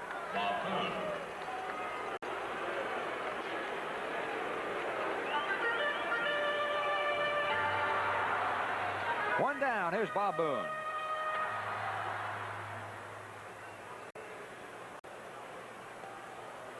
Bob singled his last time up. It was an infield single. In fact, in the second inning, the Angels came up with only a run. That was the leadoff home run by Bobby Grich, then loaded the bases, but couldn't come up with another one. You know, I was kind of sitting here watching Charlie Hough work, and probably the thought that comes to a lot of the fans' mind is, why aren't there more knuckleball pitchers? Well, there's a combination of a lot of reasons. Number one is that it takes a very delicate and a very fine touch to learn how to throw one of those. You can see that bottom fall out of it there. And if you don't have that right chemistry going, the ball doesn't do anything. And that's just like throwing a slow pitch up there.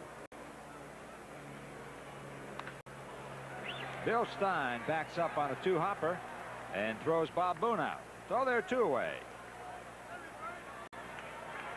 And you got to have the hands and the long fingers big enough to grip that ball, and the fingernails strong enough so you can hang on to it when you throw it.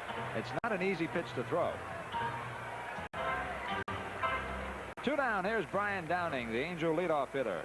Well, if you throw it too hard, then it doesn't have time to really jump around very much. If you throw it too easy, then it doesn't do anything.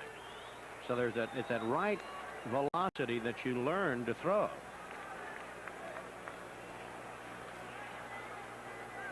Charlie Hough credits Goldie Holt, old Dodger scout, with teaching him the knuckleball and getting him to the major leagues. Charlie lost his fastball about 12 years ago in the minor leagues.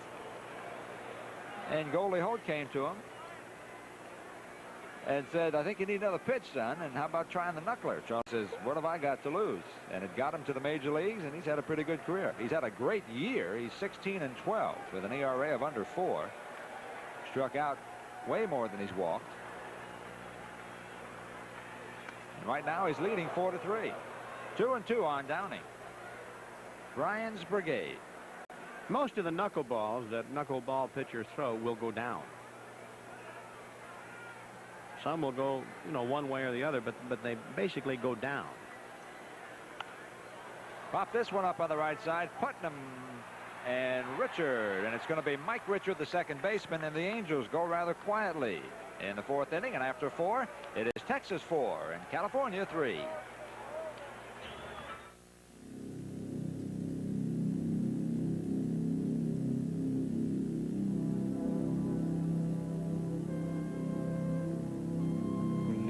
Faster than when we run together. Maybe it's the way we push each other. Maybe it's the baton. The best never comes easy. That's why there's nothing else like it. Budweiser Light. Bring out your best. You gotta reach deep inside. Bring out your best. Budweiser Light. Bring out your best. Budweiser Light.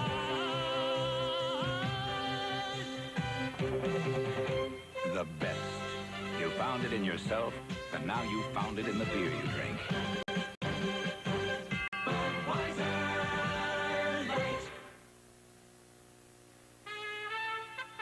Toyota presents a truck that gives you the feeling. The feeling that you got your money's worth. The Toyota Standard truck with the biggest engine in its class, with 100 horses of pulling power, 1,400 pounds of carrying power. This Toyota truck was built to last. And mister, there's a real comfortable ride built into this truck. Now you got the feeling. Somebody did it right.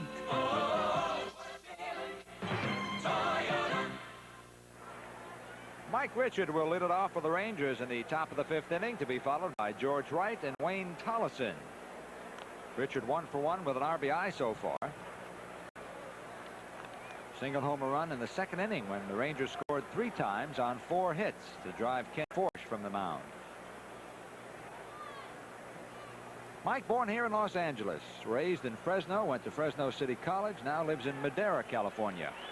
Good little ball player.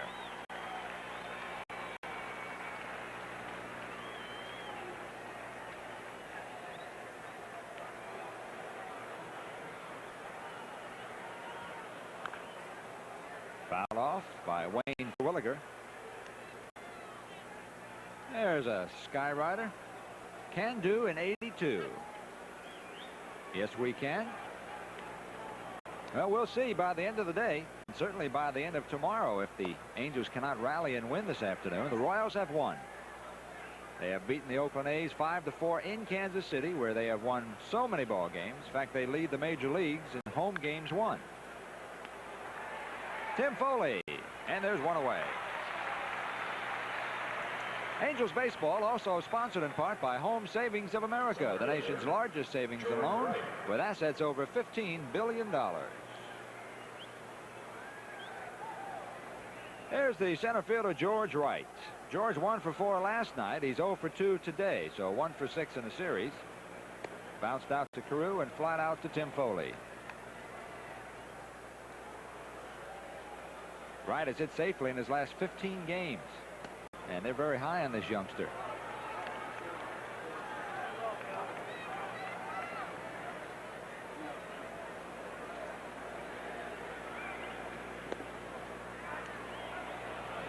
In fact, George is rated as the top defensive center fielder in their entire organization. Hit .260 at Tulsa last year. He's batting .265 here in the major leagues. Switch hitter. And Goltz walks him. Second walk given up by Dave Goltz. So the man on and a man out. The batter is the shortstop, Wayne Tollison.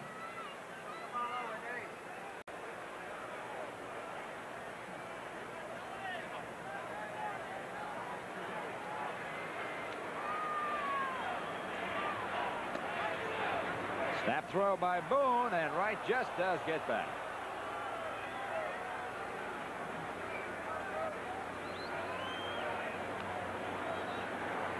Tollison has only been to bat 65 times this year.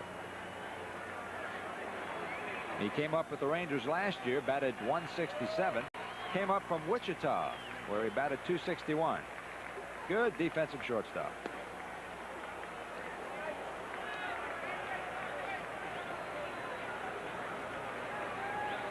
One down, 1-1 the count, and George Wright at first base. Wright has stolen only 3 bases this year, has been caught 6 times, but he has very good speed.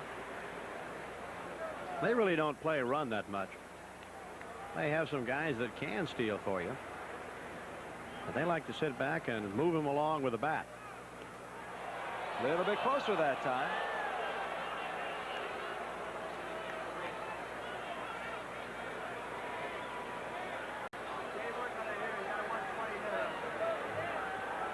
Dave Goltz with a good move this time. Here it is from our high third camera. You see George kind of frozen there, made the wrong move, and then jumped back to the bag. 1-1 the count on Tollison. 1 out and a runner aboard. That's fouled off to the left side and out of play. Tollison bounced out to Bobby Grich and struck out. He was Dave Goltz's first strikeout. Dave was struck out 2, walked 2, and he came on in the 2nd inning in relief of Ken Forsch.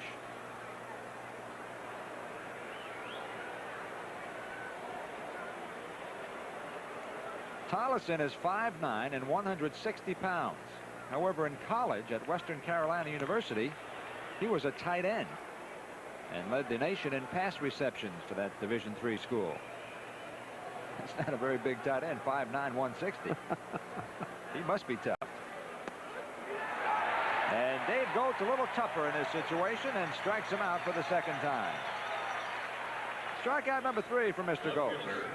That's good knuckle curveball. Here it is, turning up high and then breaking right in over the plate. No doubt about it.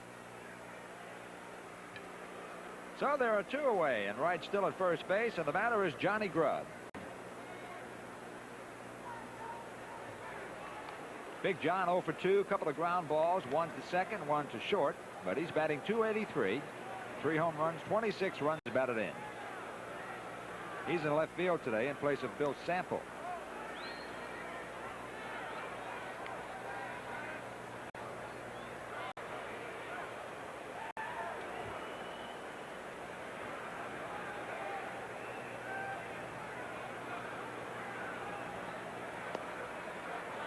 Knuckle curve dips low and inside. Ball 1. 1-0 on Johnny Grubb. John Maywood Grubb, born in Richmond, Virginia.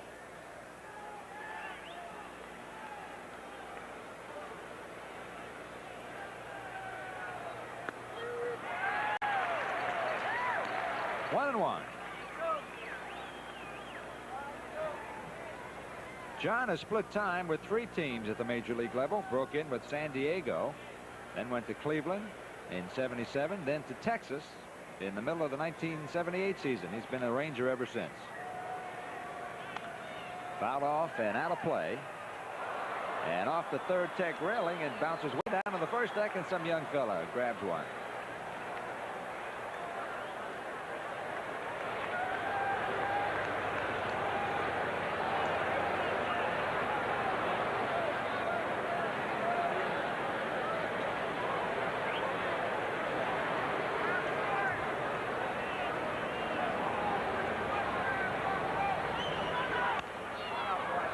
The hand, and Reggie has a long way to come. Bobby Grich going out, and Bobby makes the catch. No runs for the Rangers, no hits, no errors. They leave 1. They've left 2 in the ball game, and after 4.5, the score remains Texas 4, California 3. We'd like to show you how a National Lumber commercial is made. First, we do lots of exhaustive research. Oh my. Then it's up to our head writer. And it's off to the art department. Then the national special goes in. Yeah, like this one. Waterproofs wood, concrete, masonry, and other surfaces. Thompson's Water Seal now $8.77 a gallon. When it's done, the boss sees it. And they put it in a safe place for later. National Lumber. Double kick in, double kick in. A double howdy can make your day. Good old double fiddle. Make your do-si-do away. But the single most favorite double in the world is double good, double mint gum. Double your pleasure with double mint gum. Double good, double fresh, double delicious. Double good, double mint gum. Double your pleasure with double mint gum. Star Wars: The Empire Strikes Back, a great movie. Now a great video game.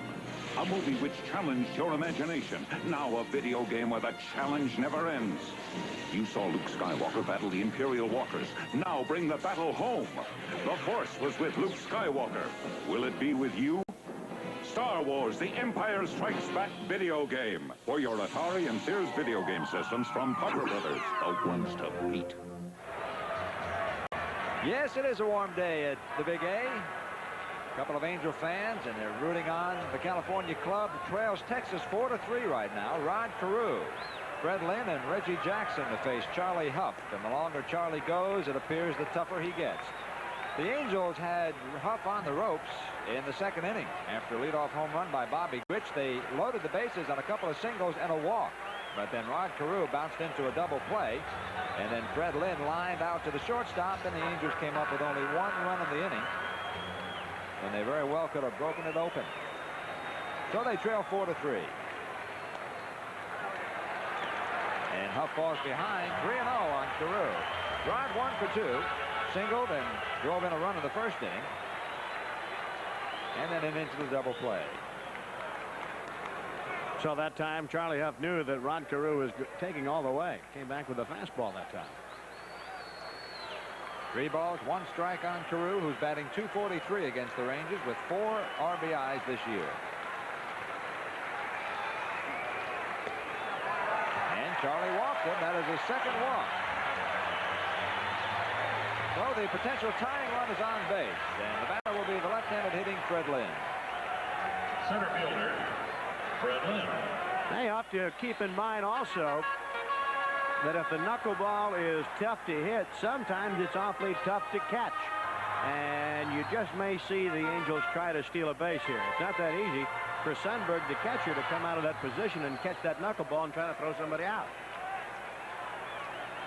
Lynn 0 for 2 this afternoon, but hits it well to right field. And Parrish going back. It's gone, and the Angels are on top 5-4.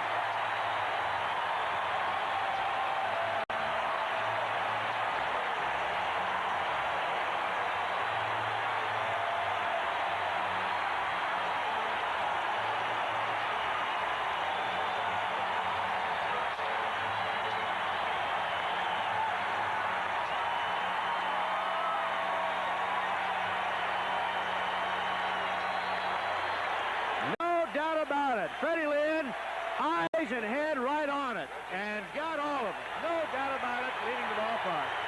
What a beautiful swing that but Freddie put on that ball that time.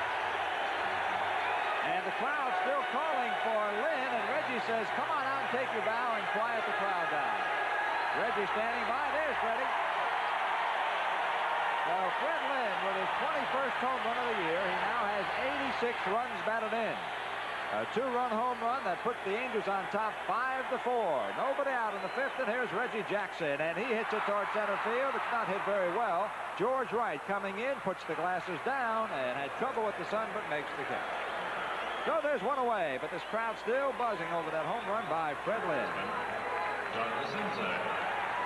Just a reminder that you can follow the Angels on radio. All the games are heard on KMPC 710 on your radio dial. Get a good shot of Bob Starr, Steve Bailey, and Dick Nelson.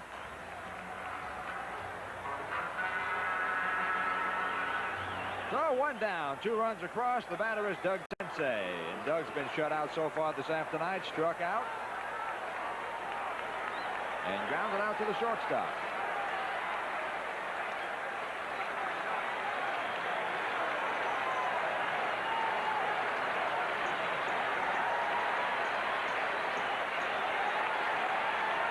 Two 2-0.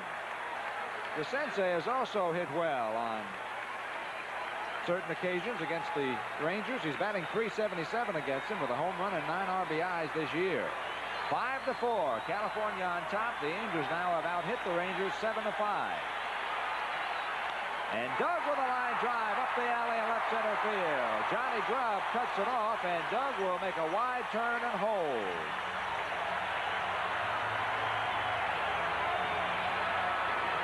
Second hit in the inning.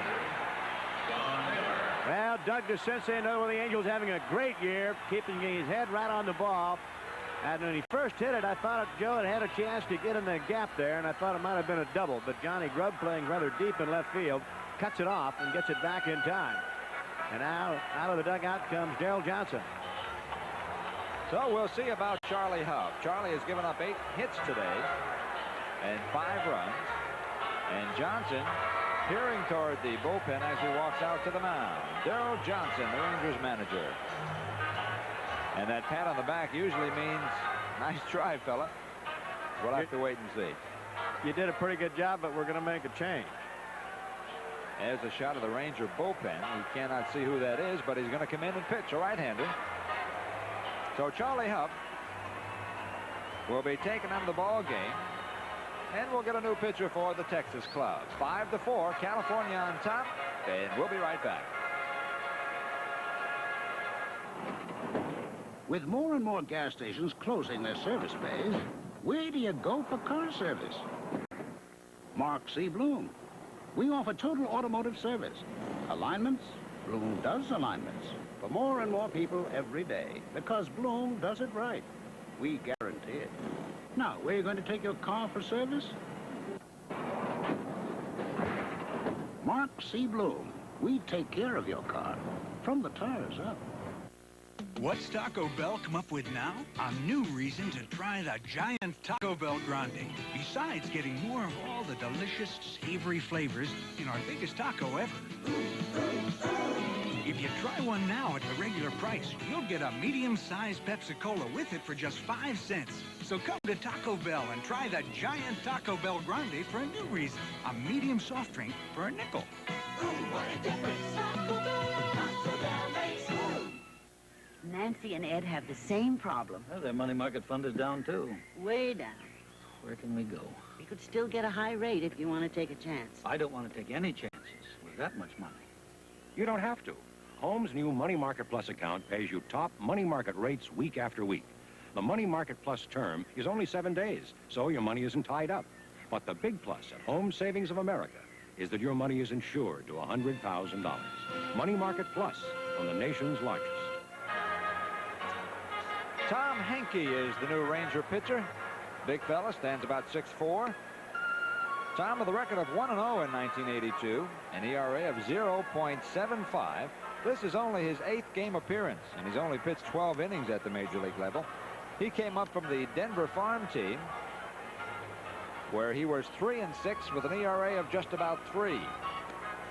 Henke, though, a fireballer. He struck out 91 and walked only 33 in 7-8 innings of play. So Tom Henke comes in relief of Charlie Hough, who goes 4 1/3 innings, giving up 5 runs so far. DeSensei on first will be his should he score. Charlie also allowed 8 hits, struck out 3, walked 2, and gave up a couple of home runs. Gave up 3 home runs. Score from Boulder, Colorado in the 3rd quarter with about 1:15 left. UCLA has exploded for more. The Bruins, going for their 4th straight win with no losses, are leading Colorado 27-6. And that game can be seen on UCLA tonight at 11. Here's Don Baylor to face Tom Henke. So Charlie Hough and his knuckleball are gone, and now the Angels are going to see some firepower from Henke. Tom Henke, 6'4", powerfully built pitcher. And Baylor cracks one toward Bill Stein. Could be 2. There's 1, and there's a couple. So Henke comes in and retires the side on a ground ball double play by Don Baylor. But California gets 2 runs on the 2-run home run by Fred Lynn. 2 hits, and they don't leave a runner. And after 5, it is California 5 and Texas 4. Michelob brings you the 7-day weekend. Boy meets girl style. Meeting over a Michelob can show that special someone just how special you are. So don't just make a date for the weekend. Set the mood anytime with a smooth and mellow taste of Michelob. I knew she couldn't refuse an invitation like this. Put a little weekend in your week. Yeah. Nice car. Thanks. There's a new Toyota that's been getting a lot of notice lately. Nice car. The new Toyota Celica. Nice car. A Celica that carries on the sporty Celica line in space-age fashion with wind tunnel sculptured lines and 5-speed overdrive, a 2.4-liter propulsion system. All the stuff that makes Celica the right stuff. Nice car. Celica. Thank you. Joe Butita along with Ron Fairley, and a reminder that there is just 1 more game left after today's action in the regular season. That'll be tomorrow afternoon here at 1 o'clock here at the Big A against the Texas Rangers, and it'll be Fan Appreciation Day tomorrow. 1 o'clock ball game, the Angels and Rangers, and a whole lot of gifts to be given out to Angel fans in the ballpark. Boy, there are tons of gifts to be given away, and really, I think each year that they have Fan Appreciation Day here at the Big A, it gets better and better. And this year they have some outstanding gifts to be given away. And I hope you make your plans to join us at the Big A. Dave Goltz, working the top of the 6th inning with a 5-4 lead, will face Larry Parrish, Pete O'Brien, and Jim Sundberg. Kansas City has won. They have beaten the Oakland A's 5-4. Ironically, that is the score. The Angels are leading Texas right now. So it's up to California to do it themselves this afternoon. If they win today, it's all over. The Angels will be the champions of the West. And what about the Baltimore-Milwaukee game? The Orioles have defeated the Milwaukee Brewers 11-3. They are now tied with 1 game to play. What a race. You know, that's amazing that Baltimore down 4 games with 5 games to play. And they get down to that crucial 4-game series. Line drive, broken bat, base hit over the head of Tim Foley. And Parrish is on for the 2nd time this afternoon. He's now 2 for 3. He homered his first time up off of Forsch, then bounced out to short, and now singles over short. Parrish is so strong. That time he broke his bat and just muscled the ball out of the infield.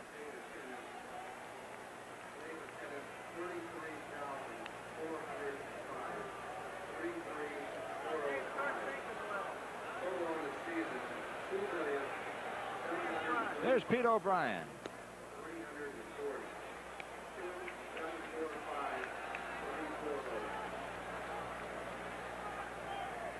O'Brien has done some damage against the Angels today. He homered his last time up. So he's 1 for 2. And you can see where Goltz is going to try to keep the ball on him. They're going to try to keep it low and away. Young man has good power. That home run by Pete was his 3rd at the major league level. However, down in Denver at their AAA club, he had 25 home runs this year with 102 runs batted in. Now that's somewhat deceiving, that Mile High City. That ball jumps out of the ballpark. Fouls this one off out of play. Still got to put the bat on the ball, though. Yeah, you do. And he does that well. Young fella born right here in Santa Monica, California. Went to the University of Nebraska. Now lives up at Pebble Beach. Well, he puts the bat on the ball the way he did the last time up. Hit that ball halfway in the seats there that last time. And he hit it off of Dave Goltz.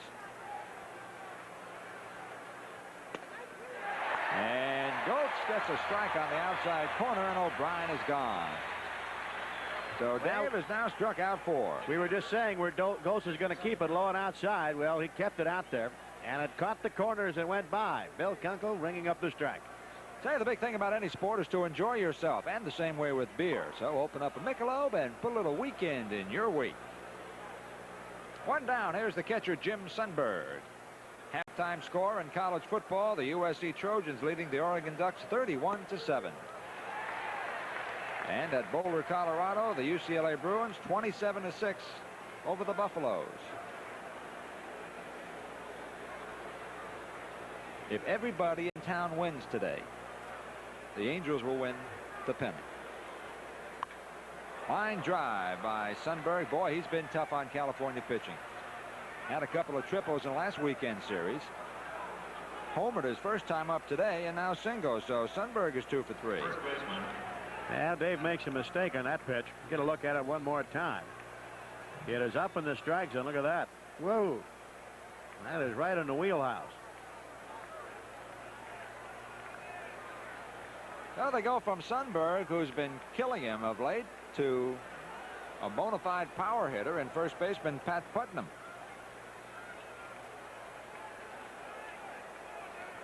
Only 1 out. 2 Rangers aboard, and the Angels with a 1-run lead. They lead at 5-4. Here's Putnam, 6'1", about 220 pounds. 1 for 1, singled and scored his first time up and walked his last time up.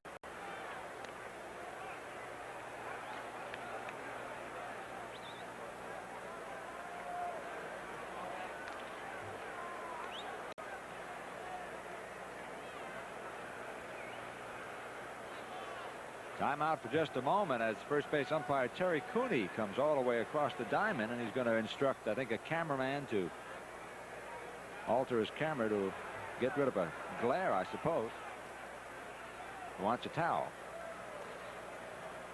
Say, tonight at 8, Rick James, Chuck Mangione, and Catherine Bach in America are just some of the guests who join television's hottest new show. For the best in music and comedy, it's Laugh Tracks, tonight at 8, right here on Channel 5. No balls, 1 strike on Putnam. Larry Parrish at second base, Jim Sundberg at first, and there's only one away. 5-4, California. Uh-oh. Putnam hits a high fly ball to right field. It's playable. Reggie Jackson near the warning track makes the catch. Parrish tags. He goes to third. So there's 2 away, and Rangers at the corner. Boy, when I thought Putnam hit that ball, I thought it was gone. So did a lot of other fans here at the Big A, but he just got under it. He had a good pitch to hit. Reggie goes back, plenty of room.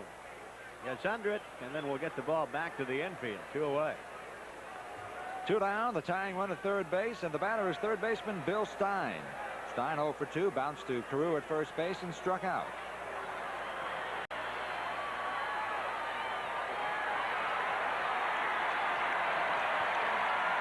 Now there's some kind of commotion on top of the Ranger dugout.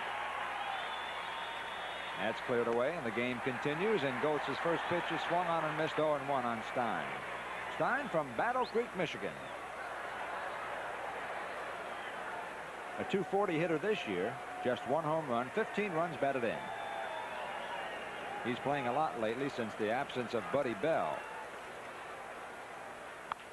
Ground ball hit slowly toward Foley, and he'll do it himself. And Dave Goetz is out of the 6th inning. No runs, 2 hits. No errors, 2 left on. The Rangers have now left 4. And after 5.5, it is California 5 and the Rangers 4. Most places tune your car in park, so it runs perfectly in park. But cars have to do more than stand still. Cars have to accelerate from a dead stop, like they do on the dynamometer at Mark C. Bloom. Cars have to face steep inclines, like on the dynamometer at Bloom. Cars have to pass at high speeds, like on the Clayton dynamometer at Bloom. We tune cars the way people drive cars. Mark C. Bloom, we take care of your car from the tires up. On some airlines, you give up a lot to get a low fare. I found a low fare. Great, but we have to change planes twice? Arrive at 3 a.m. Some low fare. But on American Airlines, we're giving you our best. With low Super Saver fares on every flight. Everywhere we fly in the U.S. With full service all the way. All this. And a low fare, too. We're American Airlines, doing what we do best. His life belonged to England. His love torn between 2 women. Tonight, Robert Taylor is Ivanhoe, starring Elizabeth Taylor and Joan Fontaine. I, Wilfred of Ivanhoe, do challenge the judgment of this tribunal. To Ivanhoe. He fought for love, for honor, and the future of a kingdom. A classic tale of swords and chivalry, nominated Best Picture of the Year. Robert Taylor is Ivanhoe, tonight at 6 here on Channel 5. More runs may be required before the afternoon is over. California currently leads at 5-4. As they head to the bottom of the 6th inning, Bobby Grich, Tim Foley, and Bob Boone, the numbers 7, 8, and 9 hitters in that Angel lineup, will face Tom Henke. Tom in relief of Charlie Hough.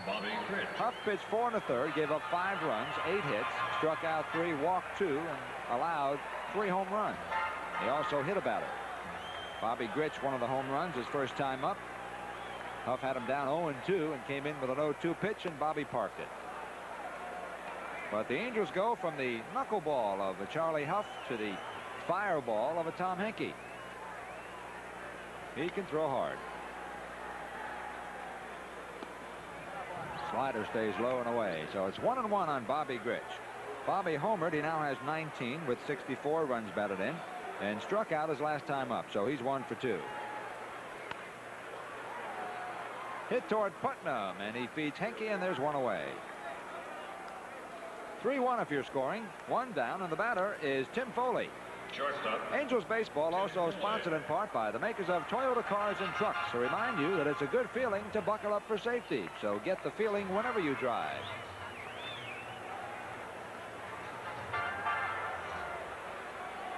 Foley batting .406 against Ranger pitching this year. Doesn't have a home run against him. In fact, he only has 3 on the year, but he's driven in 6. He's 1 for 2 today, singled in the first and bounced out to the pitcher his last time up.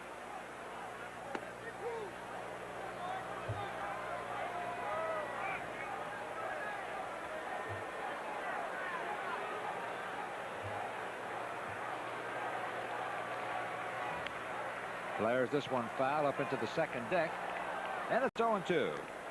Tomorrow afternoon in the final of this series and the last regular season game, it'll be Mike Smithson for the Rangers and Tommy John for California. That's tomorrow, 1 o'clock here at the Big A, and it'll be Fan Appreciation Day. So come on out and enjoy the afternoon with us. Broken bat and hit slowly toward Bill Stein. He's got to hurry. And there's 2 away. I think Tim Foley with a set of good legs might have beat that one out. Well, he might have. But I have been very much impressed with the way that Tom Henke has been pitching. Dropping down sidearm like that from time to time off some right-handers. He can be awfully nasty to some of those right-handers. Here's Bob Boone with 2 away.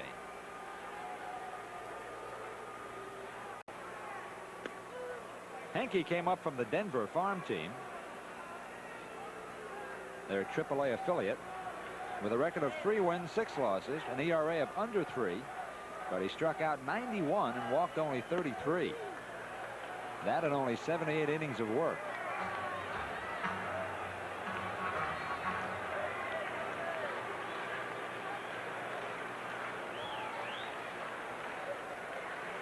Sidearm inside with the fastball, and it's 1-2. That's the pitch I was talking about. That can be awfully rough on some right-handers, especially if he comes up with a breaking ball from down there.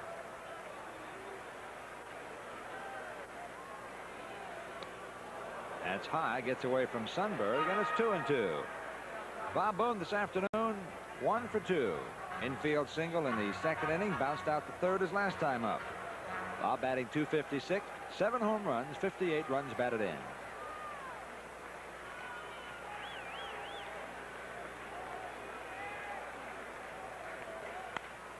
Right up, back through the middle, and a base hit for Bob Boone.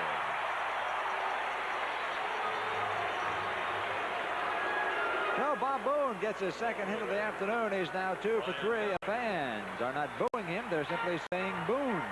You don't think Texas is doing everything they can to win this ball game? Look at the effort by the second baseman, Richard.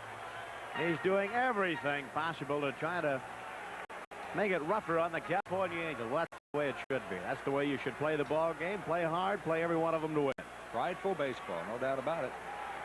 It's the way KC's playing. The Angels allowed him to stay in the race, and they're trying to take advantage of it. Here's Brian Downing.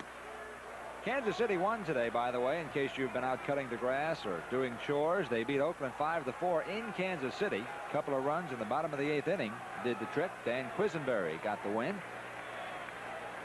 So the Angels are going to have to do it themselves, and if they win today, they will win the American League's Western Division, have a little fun tomorrow, and then open up the playoffs on Tuesday against either Milwaukee or Baltimore here at the Big A. And playoff tickets, by the way, are still available. 1-1 the count on Downing. 1-2. That fastball by Henke catching the corner.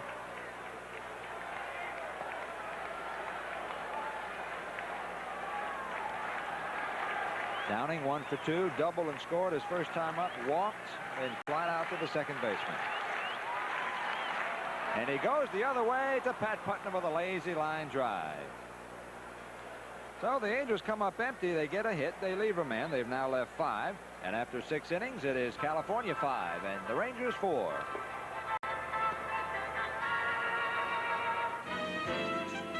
Toyota presents a truck that gives you the feeling. The feeling of power in motion. The Toyota 4-wheel drive truck. It's wild. With a power plant that gives you 100 horses and big load-pulling torque. The minute you drive this Toyota, you know it's telling you to head for the hills. Now you got the feeling. Somebody did it right. Oh, what a feeling. Toyota. There's a difference, an overall difference. We double the difference at Vaughn's. This week, look for a 2 million pound beef sale with savings on items like Vaughn's Table King boneless beef top sirloin steaks, $2.29 a pound. Boneless beef round steaks full cut, $1.68 a pound. Vaughn's Table King beef T-bone steaks, $2.29 a pound. Plus, check this week's paper for money-saving double coupons. Overall, it's Vaughn's.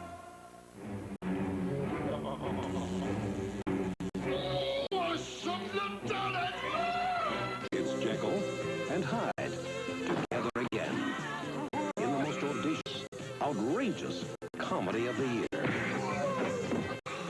Jekyll and Hyde together again, and they're still crazy after all these years. I am the doctor! You need a doctor! Now playing Man, National Westwood Man, Chinese Hollywood in a theater or drive-in near you.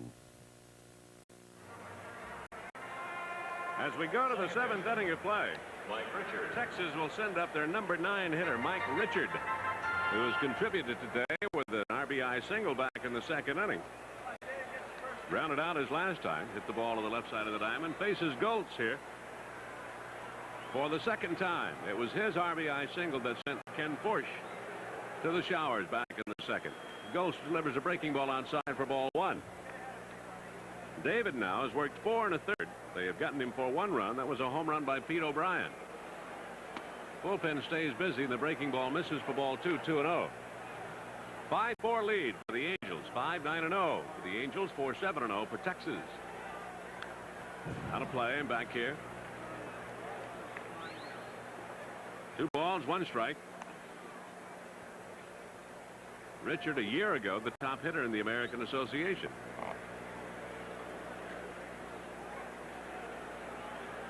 Darrell Johnson, the skipper of the Texas Rangers, on an interim basis, I guess. He's going to remain with the club, they tell us, next year as a pitching coach. Fastball over but low.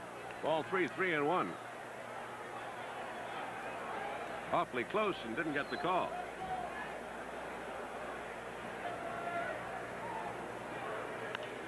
A flare out toward right could be trouble. Jackson coming on and can't get there. Richard with a little bloop single out in right field. So he continues to be a pest. That's exactly right. This pesky little hitter inside out with the swing, and the ball hit right in between the infield and the outfield. And Rich playing cautiously, not wanting the ball to get by. So there's a man on. That is the tying run. That'll bring up George Wright, hitless today, 0 for 2 with a walk. And Gene Muck coming out to have a talk with Bill Kunkel. Dave Goltz, as we told you, has worked 4 1/3. That is a fairly long period of time for him. He was on the DL with the cut finger, and he may be starting to weary just a little bit. And I think Gene went to Bill Kunkel to see if he could check on his pitcher's condition. Did you take a look at Sanchez out there? Kunkel pointed at, or looked at Darrell Johnson and pointed to his stomach as if Dave Goltz might be suffering with some kind of intestinal problem, and they're going to make a change. So that will do it for Dave Goltz, and apparently may be suffering from an upset stomach, and that was what the indication was from Bill Kunkel. And I'm sure David told Gene Mogg before he went back out there that I'm not feeling so hot. Keep an eye on me. Gives up the little flare to right. The tying run is on base. Luis Sanchez fronts in from the bullpen.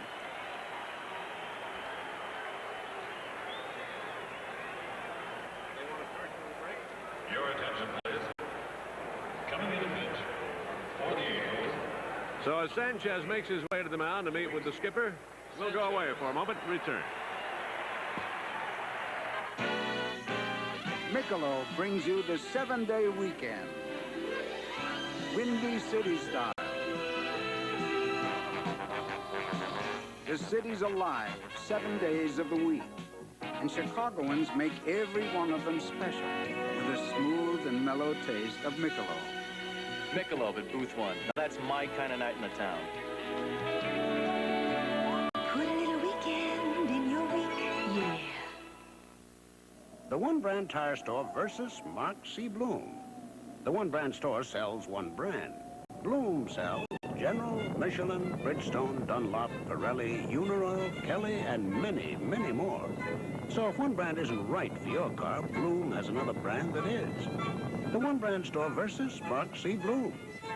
Now, where do you think you'll find the right tire? Mark C. Bloom. You can't choose the right tire if you don't have a choice.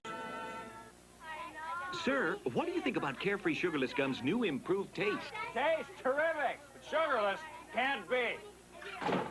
Isn't that new Carefree taste great? Tastes too good to be sugarless. What about that new carefree taste? Great. But if it's sugarless, I'm Wilt Chamberlain.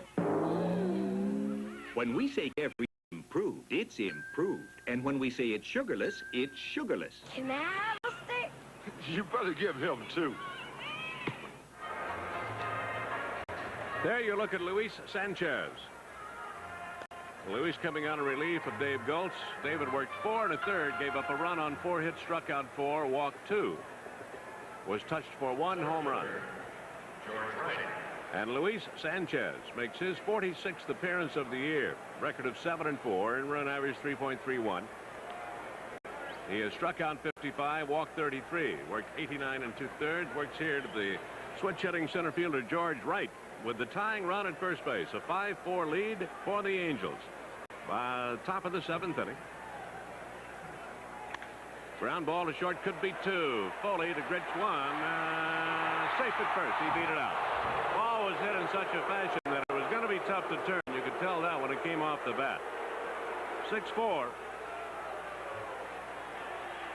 Well, you're right. The ball hit slowly enough toward Tim Foley. You got to get the lead runner in this situation, as Wright drove it into the dirt in front of the plate. They do that, and Wright runs just too well to get him at first base.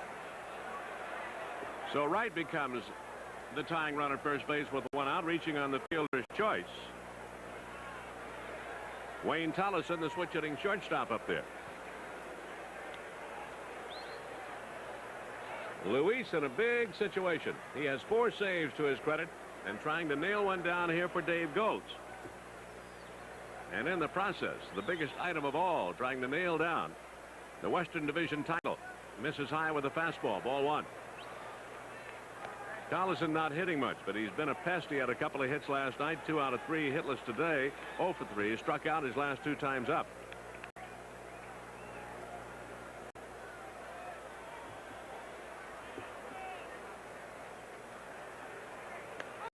Takes a strike, showing the bunt. You joined us a little late. Kansas City has already won their game. If you look at Wayne Terwilliger flashing the signs from his third base coaching box, Kansas City won 5-4. An Angel win here today does it. If they don't do it today, it's tomorrow. 2-1 count on Tollison. Ken Forsch worked an inning and 2/3, charged with 3 runs. Goltz, 4 1/3, charged with 1. Leaves with a 5-4 lead. Strike 2. Again, he showed the bunt. 2-2 on Tollison. 1 out. The tying on at first base. And Tollison gives you the appearance he can run a little bit. So if he hits the ball on the ground, it would be a tough double play to turn. Not unturnable, certainly, but got to hit it sharply enough to give him a chance. Struck him out. Tollison down on strike. 3rd consecutive time that he has struck out. Now Sanchez kept this ball away from him. Got good fastball by Louis, tailing down on the way. And a good pitch at the right time. Say, when the game's over, there's still more fun and excitement for you at Taco Bell. Deliciously different food and excitingly different taste. So after the game, see for yourself what a difference Taco Bell makes. Johnny Grubb, the batter, 0 for 3, has grounded out twice, popped up another time. Bats here with 2 out and the tying run at first base. Sanchez starts him with a fastball for a strike at the knees. Luis, I'm sure, was made well aware of the importance of the situation when he came to the mound.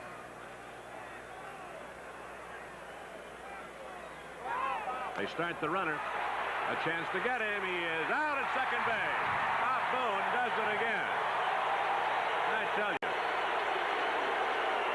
2-6 on the put out at second base. And Boone cuts down right. No runs. A base hit. Nobody left.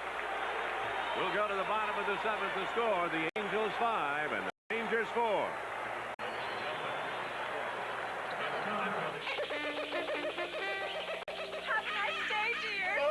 Some people have a harder time getting to work than others. And for those people, we proudly present the Toyota Corolla Tercel. Roomy inside at a very affordable price. Help! Help! The Toyota Tercel with front-wheel drive traction to get you out of those sticky situations. You have a good day, Harold? Helen it's a jungle out there. Tercel! A very important message from Burger King. At this time, we'd like to offer our sympathy to McDonald's and Wendy's. You see, the Whopper beat the Big Mac for best taste overall among consumers of both burgers.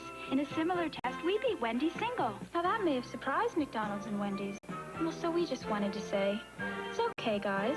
Winning isn't everything, but it sure is fun. Aren't you hungry for Burger King now?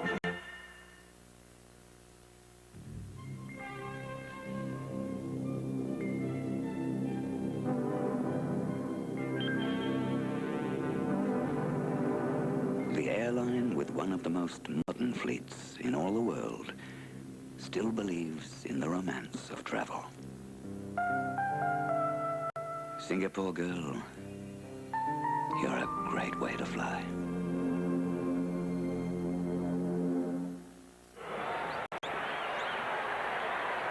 Here's the play at second base. Wright sliding in. Watch the left hand. This is the one that gets tagged. He's reaching for the bag with it, and Foley gets him on the left hand as he comes into the bag for the final out. So Rod Carew will lead it off here against Tom Hinkie. There's Reggie. And Lynn, Carew, Lynn, and Jackson. Gene Mock. A dugout of anticipation right now. Leading by one. 5-4. They bat here in the bottom of the seventh inning. Hinkie in relief of Hough. He has been strong since coming on, has given a base hit, has thrown a double play ball. Starts Carew with a breaking ball on the outside part of the plate for strike one.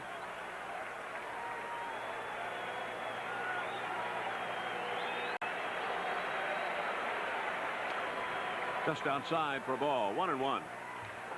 Rod has had an RBI single today, bounced into a double play, walked and scored. He was on base when Lynn homered in the fifth inning. That's what put the Angels on top 5-4, where they stand right now.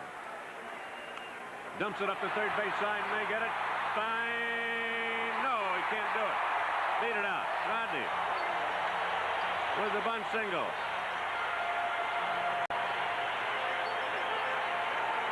This is textbook, folks. Textbook. Stein playing a little bit behind the bag, and Rod notices that and lays it down beautifully. Bill made a good play. Almost got him. But Carew among one of the best bunters in the American League. What a pretty play.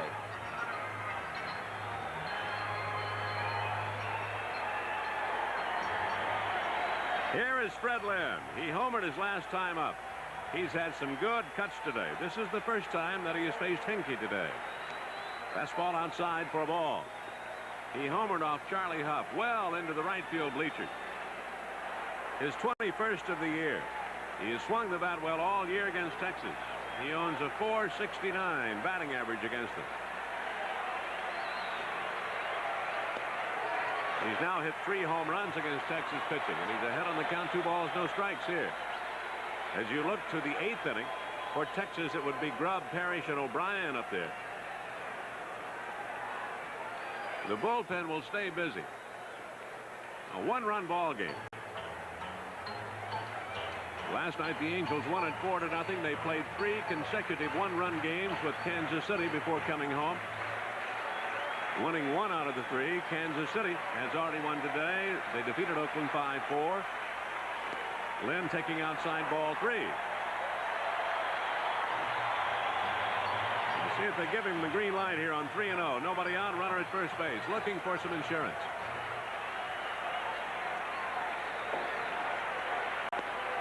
Strike. And really, I don't think had any intention of swinging. Might have, but it looked like he was just having a look, taking all away. On deck, Reggie Jackson. He's hit a home run today. 1 out of 3. 3-1 count on Fred Lynn. Strike 2 call. Right at the knees. Fastball. Let's see if they send Rod now. 3-2. Nobody out.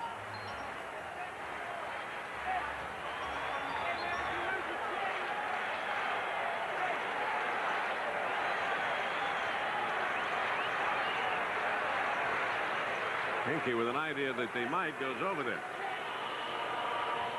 Pat Putnam is the first baseman there. The first base umpire is Terry Cooney, saw in that picture. 3-2 and another toss over to first base. The Angels lead by 1. They've had 10 hits today, 5 runs on 10 hits. Texas 4 runs on 8. There have been 6 home runs hit in this game, 3 by each club. And again, Rodney is back. Fred Lynn, a .298 batting average as he stands in right now.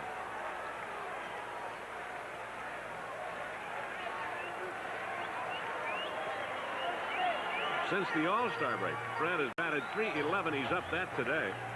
He's hit 12 home runs, and he has driven in 55. Swing and a miss and a high throw, but Rodney is out at second base as Lynn strikes out into a double play.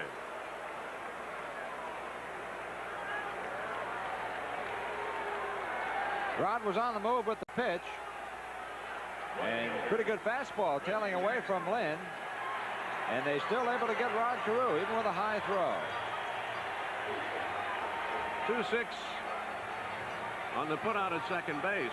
Lynn strikes out into a double play, and so Jackson is up there with 2 out and nobody on. Took a chance on Lynn not striking out, but he did. So they're 2 out. Saw that happened the other night in Kansas City in the first game of that series when Jerry Martin struck out twice during the game into a double play in the game in which the Angels were the winners. Reggie with a home run the first time up has since grounded out and flied out to center field. He faces Hinkey here for the first time. The inning had a promising beginning.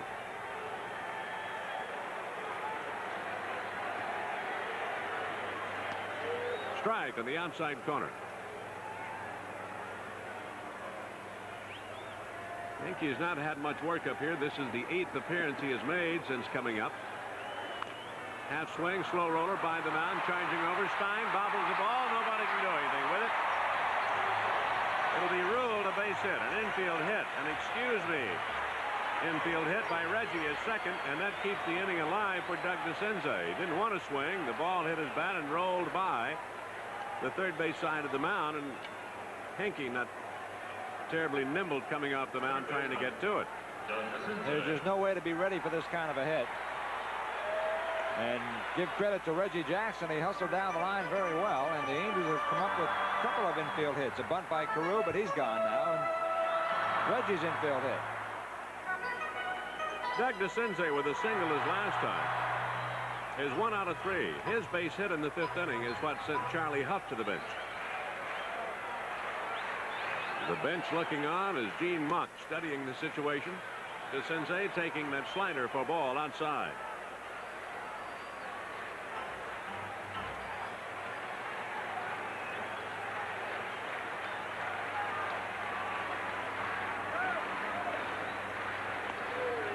High strike going to Hinkey. 1-1.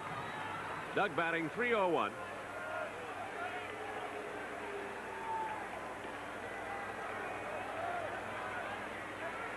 He struck out his first time up, but reached on a passed ball when the knuckleball got by Sundberg. Grounded out in the 3rd and singled in the 5th inning, but was wiped out in a 5-4-3 double play. Out of play here. 1 ball, 2 strikes on DeCinces. Doug tied with Reggie Jackson for the RBI leadership on the club with 97.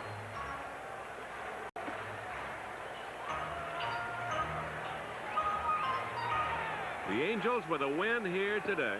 They hang on to this 5-4 lead or increase it. They win the American League West. Struck him out. Slider catches DeCinces looking. Hinkey gets 2 strikeouts in the inning. A big strikeout into a double play, and the strikeout that ends it. No runs, 2 hits in the inning, a man left. The Angels have stranded 6. And after 7 innings of play, the score remains Angels 5 and Texas 4. With more and more gas stations closing their service bays, where do you go for car service? Mark C. Bloom. You need a battery? Bloom stocks over 5,000 batteries. Maintenance-free batteries for almost any domestic or foreign car. With 47 stores to back and service you. Now, where are you going to take your car for service? Mark C. Bloom. We take care of your car. From the tires up. I wouldn't go up there if I was you. There's a giant up there. You're going to meet the giant. I know. A giant of a National Lumber special. Oh, for crying out loud. Sturdy but lightweight, the Rubbermaid 32-gallon roughneck trash can, now $9.77 at National Lumber. I forgot I was in this case, what? Am I too late? National Lumber. Really happy with my bank. Well, I just got my interning checking account. Oh, did you go to a savings and loan? Mm-hmm. Does yours have a check guarantee card? Right. And overdraft protection? Yep. Did you get a credit card? Mm-hmm. How much do you have to keep in yours? As little as I want. Hey, where'd you get it? At Home Savings, a $2,000 balance in any savings account qualifies you for an interest-earning checking account. And you can get a package of added services at Home Savings of America. Johnny Grubb leads it off against Luis Sanchez, top of the 8th inning. He was at the plate the last time up there when Wright was cut down in second base and fouls one away down below. Grubb to be followed by Parrish and O'Brien. The 3, 4, and 5 hitters in the lineup. 5-4 lead for the Angels over Texas. Trying to settle another division title here.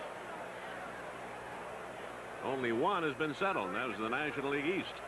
The West is still alive. The West here is still alive. The East in the American League is still alive. Too high, 1-1. Luis in relief of Dave Goetz.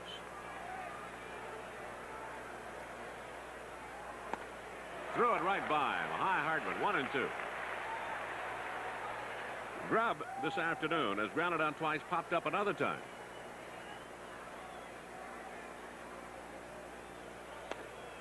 Just missed. Boone thought they had him struck out and didn't get the call. 2-2 on Grubb. That looks like a fastball. Let's see. Broken bat, ground ball to the right side. Grich flags it down. Up, throws. He got it. What a play by Bobby Grich. When it looked like Grubb had been given an extra strike and a borderline pitch that he didn't get, he breaks his bat on this one, and Grich, when it looked like it was by him and into right field, dives and flagged it down. What a play by Bobby Grich to start the 8th inning. And just getting Grubb at first base. One away. Again, Grich scrambling to his knees. Can't get a great deal of mustard on it. Slider in for the strike here to Parrish, who's had 2 hits today, including a home run, 2 out of 3. Strong right-handed batter, the right fielder.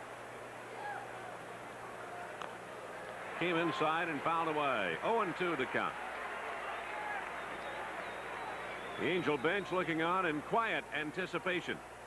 That man trying to win his first division title. It has come down to game 161. Just missed for a ball. 1-2.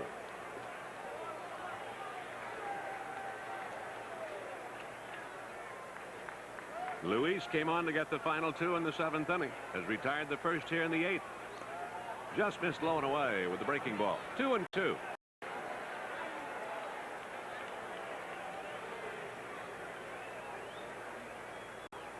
One out, nobody on.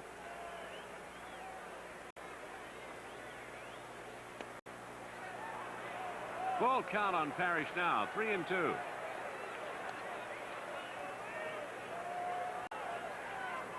Here's a final on the UCLA game. They beat Colorado 34-6. UCLA 34, Colorado 6. 3-2 pitch. Struck him out. Parrish is called out of there. A borderline call. He doesn't care for it. But there are 2 down. See what you think. Down and away and punched out of there by Bill Kunkel. And the batter, Pete O'Brien. He's had a home run today. 1 for 3. A rookie first baseman outfielder by trade, working as a designated hitter today. First pitch to him is too low for a ball.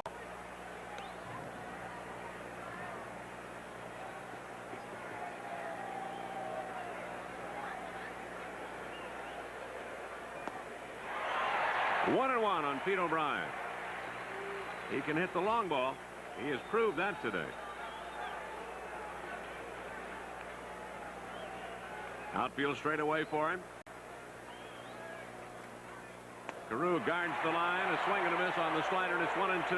We're in the top of the 8th inning. 5-4. Angels lead by 1. 4 outs away from a division championship and a trip to the playoffs. Just missed outside low for ball. 2 and 2 on Pete O'Brien.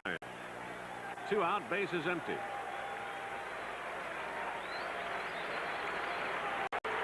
Struck him out. Sanchez blows away O'Brien. 1, 2, 3 go the Rangers in the 8th inning. We go to the bottom of the 8th inning with the score: the Angels 5 and the Rangers 4. Michelob brings you the 7-day weekend on top of the world style. Whether you're 100 stories above the city or a mile up in the mountains, the smooth and mellow taste of Michelob makes weekdays a little more special all across the country. It's the best beer in the house. Put a little weekend in your week. What's Taco Bell come up with now? A new reason to try the giant Taco Bell Grande. Besides getting more of all the delicious, savory flavors in our biggest taco ever. If you try one now at the regular price, you'll get a medium-sized Pepsi-Cola with it for just 5 cents. So come to Taco Bell and try the giant Taco Bell Grande for a new reason. A medium soft drink for a nickel. Ooh, what a difference Taco Bell makes. His life belonged to England. His love torn between 2 women. Tonight, Robert Taylor is Ivanhoe, starring Elizabeth Taylor and Joan Fontaine. I, Wilfred of Ivanhoe, do challenge the judgment of this tribunal. To Ivanhoe. He fought for love, for honor, and the future of a kingdom. A classic tale of swords and chivalry, nominated Best Picture of the Year. Robert Taylor is Ivanhoe, tonight at 6 here on Channel 5. The boss and Mrs. Autry sitting on in anticipation also of a division title here this afternoon. They have seen their club go ahead, fall behind, and come back and take the lead as Baylor leads it off against Hinkie here in the 8th. Drives on the corner. Grubb at the 5th. It gets away from him, and Baylor's going to wind up with 2. And Don will pull up with a lead-off double here in the 8th inning as the Angels try to pick up a little insurance. There's the groove out at second base with his first hit of the day. 1 out of 3. The pitch appeared to be up, and he hammered it hard down the line and left. It took a hop off the wall and then eluded Johnny Grubb out there for the moment. A leadoff double, and the batter, Bobby Grich. While Bobby makes his way to the plate, we'll remind you that there are still some tickets left for both playoff games, Tuesday and Wednesday. Ticket office will be open tomorrow on Monday, 9 a.m., and will remain open while the playoff tickets last. So you still have time to get some. And there are some tickets available for tomorrow's Fan Appreciation Day as well. The big day here at the ballpark tomorrow. Mucho prizes to be given away. The Angels would like to celebrate that division title this evening. Grich taking the breaking ball outside. Bobby is homered, struck out, and grounded out to the first baseman. He wants to get it to the right side of the diamond at least. Outside for ball 2. 2-0. Angels lead by 1. They'd like to have a little more as you look forward to the 9th inning for Texas. It would be Sundberg up there, Putnam, and then Stein. Outside again, ball 3. Hinkie, knowing what Grich has on his mind, I'm quite sure, keeps pitching him to the outside part of the plate. Outfield shading Bobby to the opposite field. Dave Baylor at second base with that leadoff double. Strike. 3-1.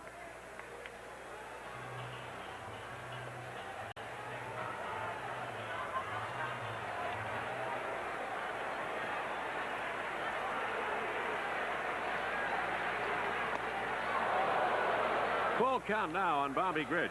Since Henke came on, he has given up 4 hits. He struck out a couple. He's been helped by 2 double plays.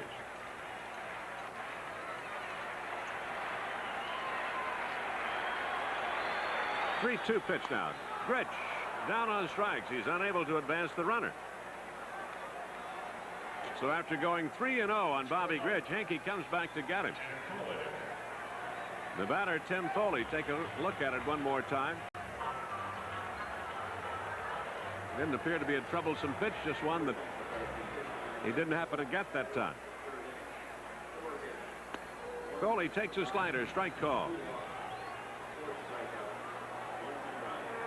Henke has worked 3 innings. 1 out. Runner at second base. Bottom of the 8th inning. Hops foul out of play and off to the right side. It'll drop down below.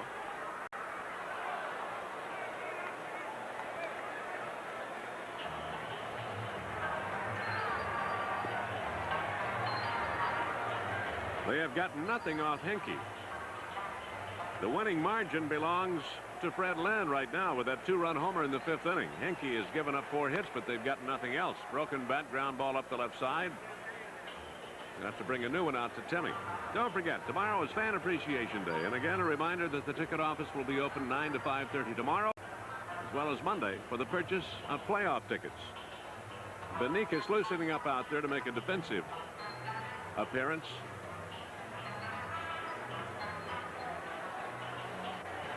Tim Foley would like to get a big base hit here. Something with 1 out to drive in Baylor. Give them a little cushion going to the 9th. Grounds it toward Putnam. Shoots it. Can't find it. Baylor's going to try to score.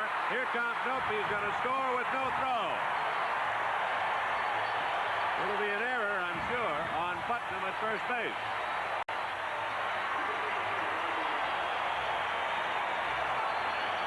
It is going to be a hit. It'll be ruled a hit. Timmy gets a base hit and an RBI out of it. Baylor scores. That makes it a 6-4 margin. They'll have at least 2 runs with which to play in that top of the 9th inning. And Foley getting his 56th run driven in of the year. And the batter will be Bob Boone. Bob has had 2 hits today, 2 out of 3. So they make use of the leadoff double here in the 8th inning.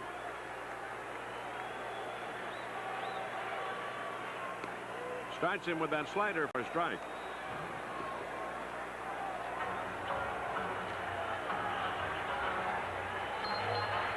Five hits off Henke. A total of 12 on the day.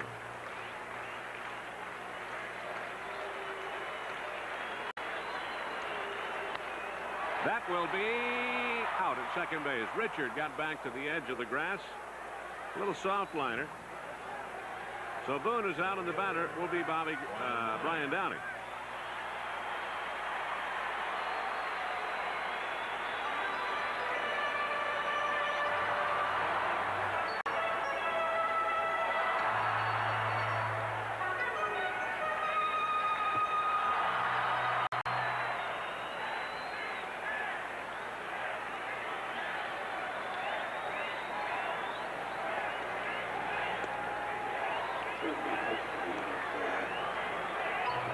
The Angels now with 13 hits, 8 of which went against Charlie Hough.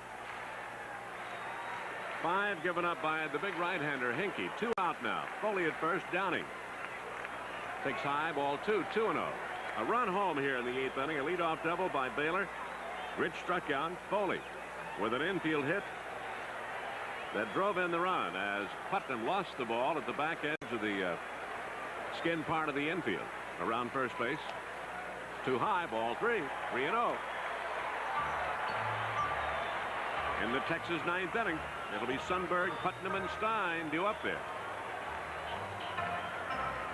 The Angels will have at least a 2-run cushion.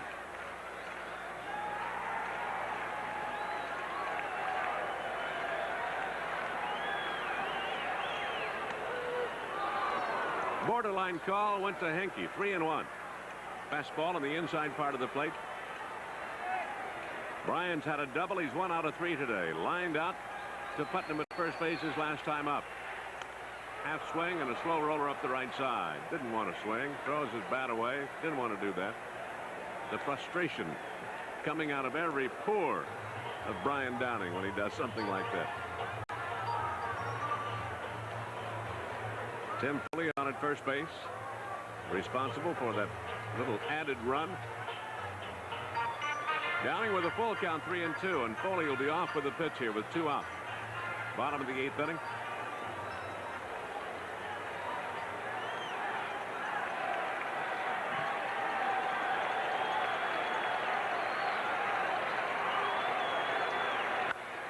Well struck toward right. Back is the right fielder. Parrish near the track. He's there and makes the catch for the final out of the inning. Bryant gave it a charge, but not quite enough. But a run is home. On 2 hits in the inning, they leave a man. They stranded 7 as they go to the top of the 9th inning. In keen anticipation, the fans here, 33,405 strong, give them a standing ovation. Sanchez goes to the mound. The score. Angels 6, Texas 4.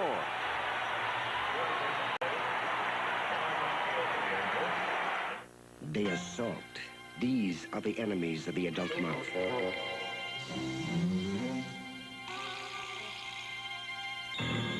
And here is what they leave behind. The food, the film, the bacteria that can cause adult bad breath and cavities. And this is the adult strength toothpaste tough enough to clean up the adult mouth. Gleam. Gleam works 3 ways. First, Gleam helps strip away food and film with an exclusive cleaning formula. Then Gleam fights mouth odors with 7 breath protectors, and Gleam helps protect against cavities with proven fluoride protection. So eat and drink like an adult, but protect your mouth with Gleam, the adult strength defense that fights the enemies of your mouth. When I said nope to my soap and yes to Zest, I started feeling my best. When you discover the cleaner feeling of zest, you're gonna be feeling your best. I used to use soap, covered the dirt okay, but stuck me with sticky soap film. In water, you can see the tacky film soap leaves even after rinsing. Zest doesn't. Deodorant Zest is specially made to rinse without leaving sticky film. With Zest, I feel cleaner than I did with soap. Now, nothing comes between me and feeling so clean.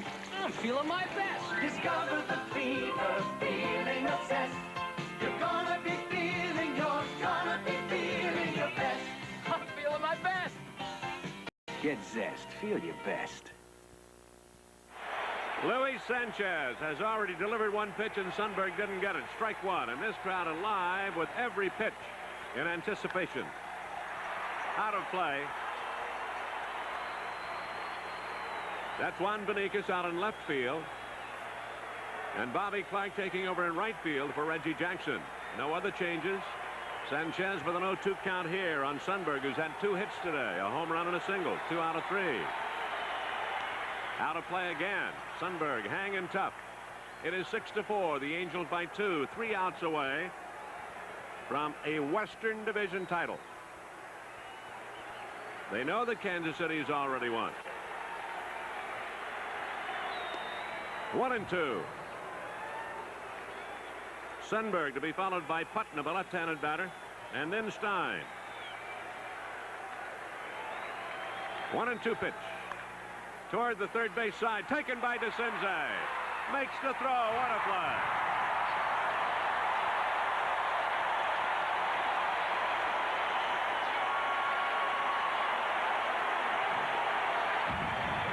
Take a look at it one more time and you find out why they're in the position they're in today. DeCinces with a tough hop on the final one. A full spin and tosses on Sundberg 1 away.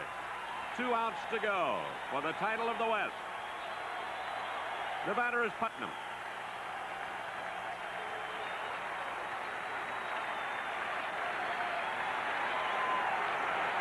Putnam is singled, walked, and flied out. Out of play back here to our left. Joe Butita's already made his way downstairs. Have a camera set up. If it is to be today, we'll be down there and bring it to you. Strike 2 on Putnam. Bullpen is busy. The fans on their feet, especially down below here at Anaheim Stadium. 1-2.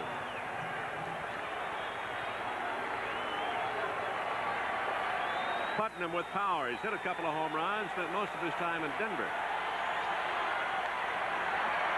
Stays alive, fouling it back. 1 ball, 2 strikes. There you get an idea of this crowd in anticipation of the celebration to come. Their club leads by 2. 6-4, 6 runs on 13 hits for the Halos. 4-8-0 for Texas. To Putnam. Out of play and off to the left side. On deck, Bill Stein. 1 out here, nobody on. Top of the 9th inning.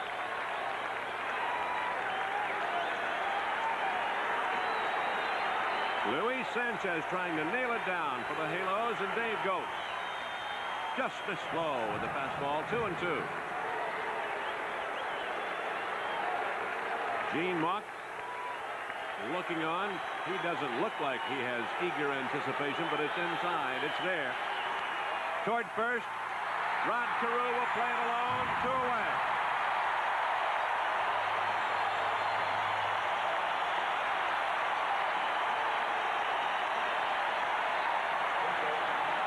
With 2 out. Bill Stein will step in.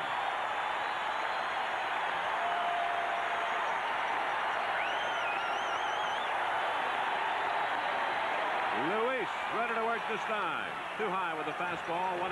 Or 1-0, I should say. Stein today is hitless. Grounded out twice, struck out another time.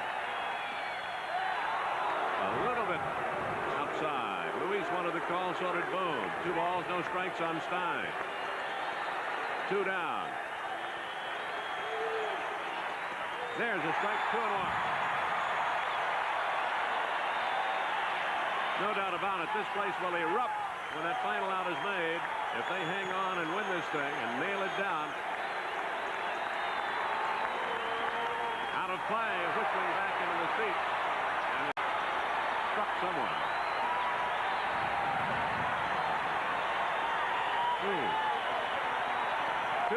the count on Stein. Gene Muck. 1 strike away from a championship. Here's first. Here's the 2-2 delivery. Inside for a ball. Full count. 3-2.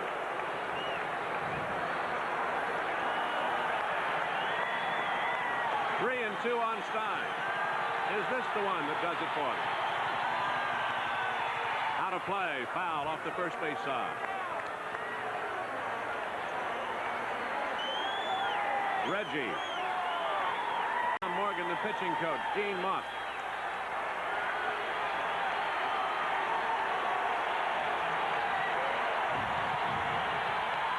Play again.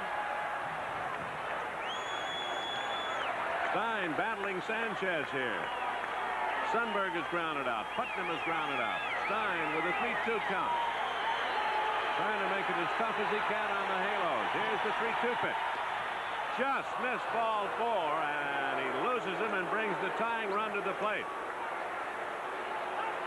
A 2-out walk here in the top of the 9th inning. Is the first man to reach base off Sanchez, and Carew wants to come in and talk it over.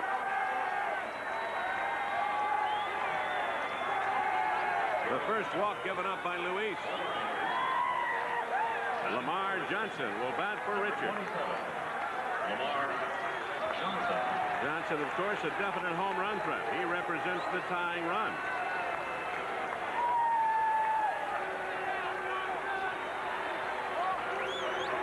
This one not quite over.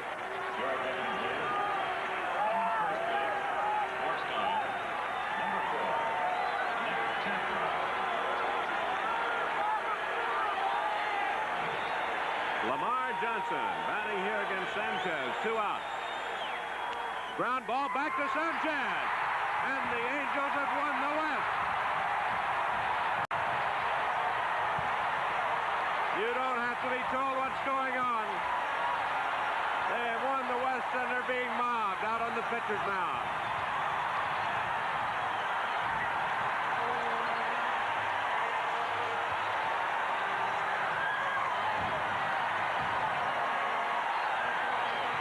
Look at this. You can't find the players for all the people. They finally let them make a way to the dugout. Fans pouring onto the field. The Angels have won the West. And still, some of the players not able to get back into that dugout and make their way back up. They win it here 6-4, the Western Division champions. Mic check, testing, 1, 2, 3. And uphill struggle all the way, no doubt about that. Today they started taking a lead 2-0 in the first inning, only to see Texas come back and take a 3-2 lead in the second inning. But they battle back to win it. The winning RBI on Fred Lynn's 2-run homer in the fifth inning. They got insurance in the eighth, and they win it 6-4. Congratulations, Preston Gomez, Gene Mock. Let's go downstairs to Joe Butita. He did in relief this afternoon. So finally, the champagne being broken out after a long, long wait, which seemed like forever. Here's Gene Mock and Reggie Jackson hugging, and Reggie sort of promised them. Gene, congratulations, pal. Thank you. Much luck. Thank Your you. reaction if you can come up with one at this touching moment.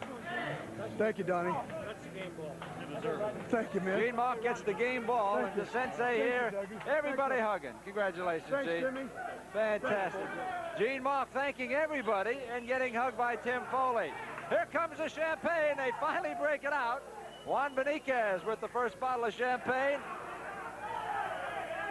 And there's more to come. And wouldn't you know it, the Rickies, Gary Adams. Rick Adams and Gary Pettis with all the champagne. The Angels have won the Western Division of the American League, and finally they are able to celebrate. Just look at the pictures and enjoy. Gene Mock with tears in his eyes as they celebrate in the locker room. Gene Mock making his way toward his private office, perhaps to reflect in a quiet moment the title he finally gets after 23 full seasons as a Major League manager. So Gene Mock all by himself while his team celebrates in the locker room.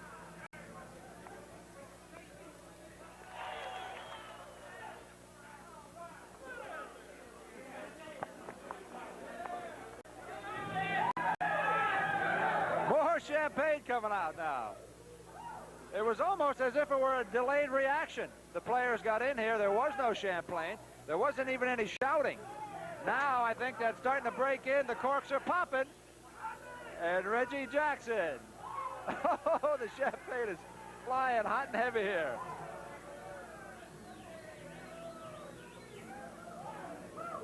Fred Lynn and Ron Jackson, Mike Witt, Joe Ferguson, Don Baylor getting doused with champagne. So the Angels, with 1 day left in the regular season, win the American League's Western Division.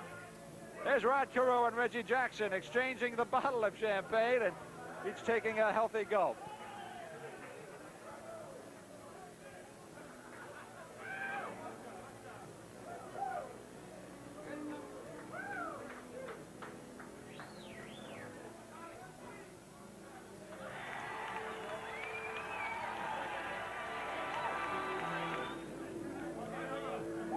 Reggie, you said in batting practice today you were going to hit 3. You only got 1, but what a one it was.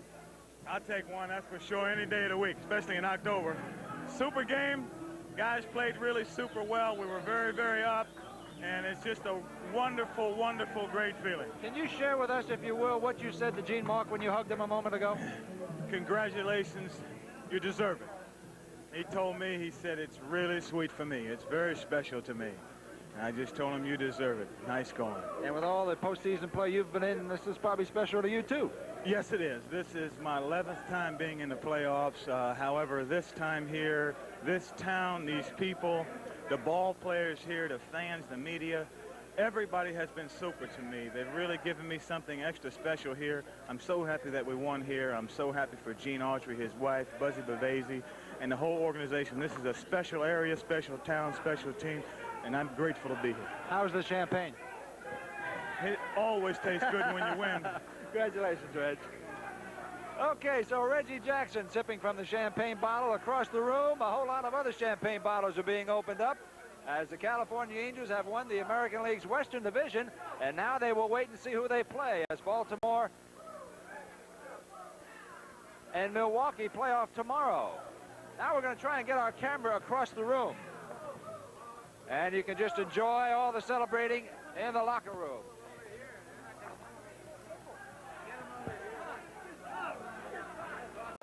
Here's Mr. Autry now.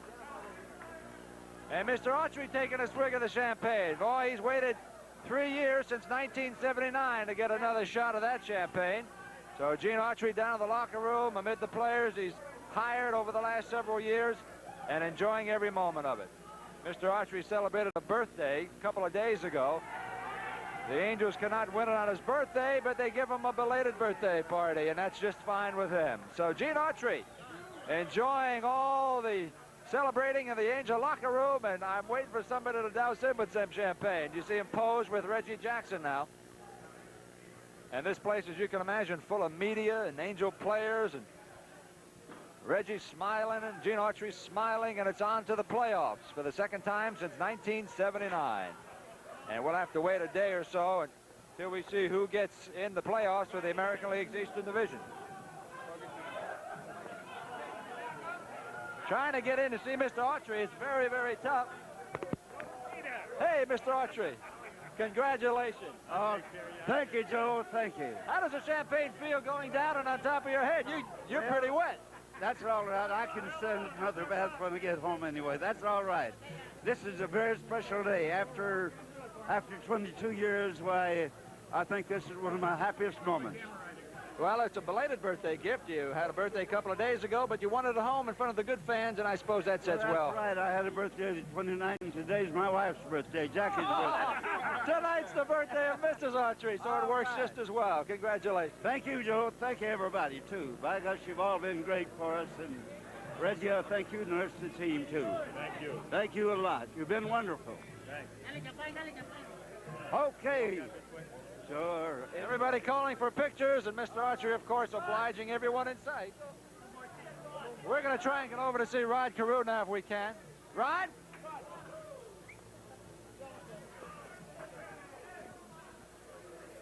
I'm getting the cable pulled out of my hand, but Rod, let's see if we get the camera turned around. Here we are now. Rod Carew. Is this as sweet as it was in '79 or sweeter? I think it's sweeter because, you know, we took it right down to the end, and we know that Kansas City was going to be tough. They're not a pushover ball club. They're a very good ball club.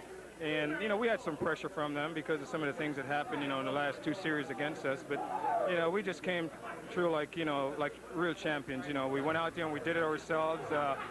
Oakland lost 3, and we knew that we had to go out there and win 2 out of 3. So I'm glad that it just ended today and not tomorrow. You get the final good feeling that KC's game ended a couple hours before ours did, and now they sit back and see that California won it. Doesn't matter what happens from here on out. No, it doesn't, Joe. You know, I was glad to see that they won because this way it gave us a little bit more incentive to go out there. And, you know, the guys are just pushing on the bench all day long, and I'm just tickled to death.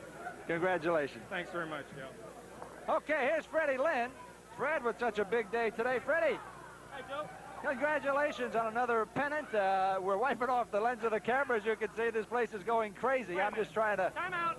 Time out. Time out, says Freddie Lynn. Keep rolling. No! You ain't getting away, Joe. Don't do your interview. Did my hair move? My hair move? Okay. Yeah, all right. That's now we're ready. Can I have that for just a moment? Okay. How's that feel? Freddie Lynn, my kind of guy. Okay. Now that we got that out of the way, great ball game. You did it the tough way, coming from behind. Looked like you had it early, then they came back. Texas didn't lay down, did they? No, they sure didn't. They played a heck of a ball game. God, that burns. There, use my towel. It didn't do me any good. We've come from behind a lot this year, and we might as well do it on the last day. Woo! So, any preferences now? Oh, here's our executive producer, Hector Heighton. And we're going to get Hector. I've been waiting 2 years to do this. How does it feel, boss? And he doesn't even like champagne. Anyway, any preferences, Milwaukee, Baltimore? Or do you even think that far ahead right now? Well, we've all been thinking about it. We've been kind of pulling for Milwaukee, but since Baltimore has been so darn hot. But right now, we're just happy to be here. Congratulations. Great ball game. Thanks, Joe. Okay. Fred Lynn. Wait a minute now. I got to... All right. It was worth it. It's good champagne. Good. Congratulations. Okay, who do we find now? Jeff Zahn. Jeff, congratulations. Thank you.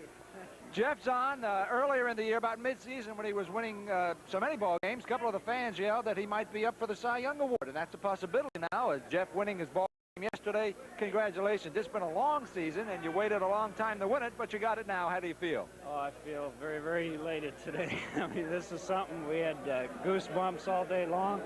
Felt like we could win it today, and it was just great to finally win the thing.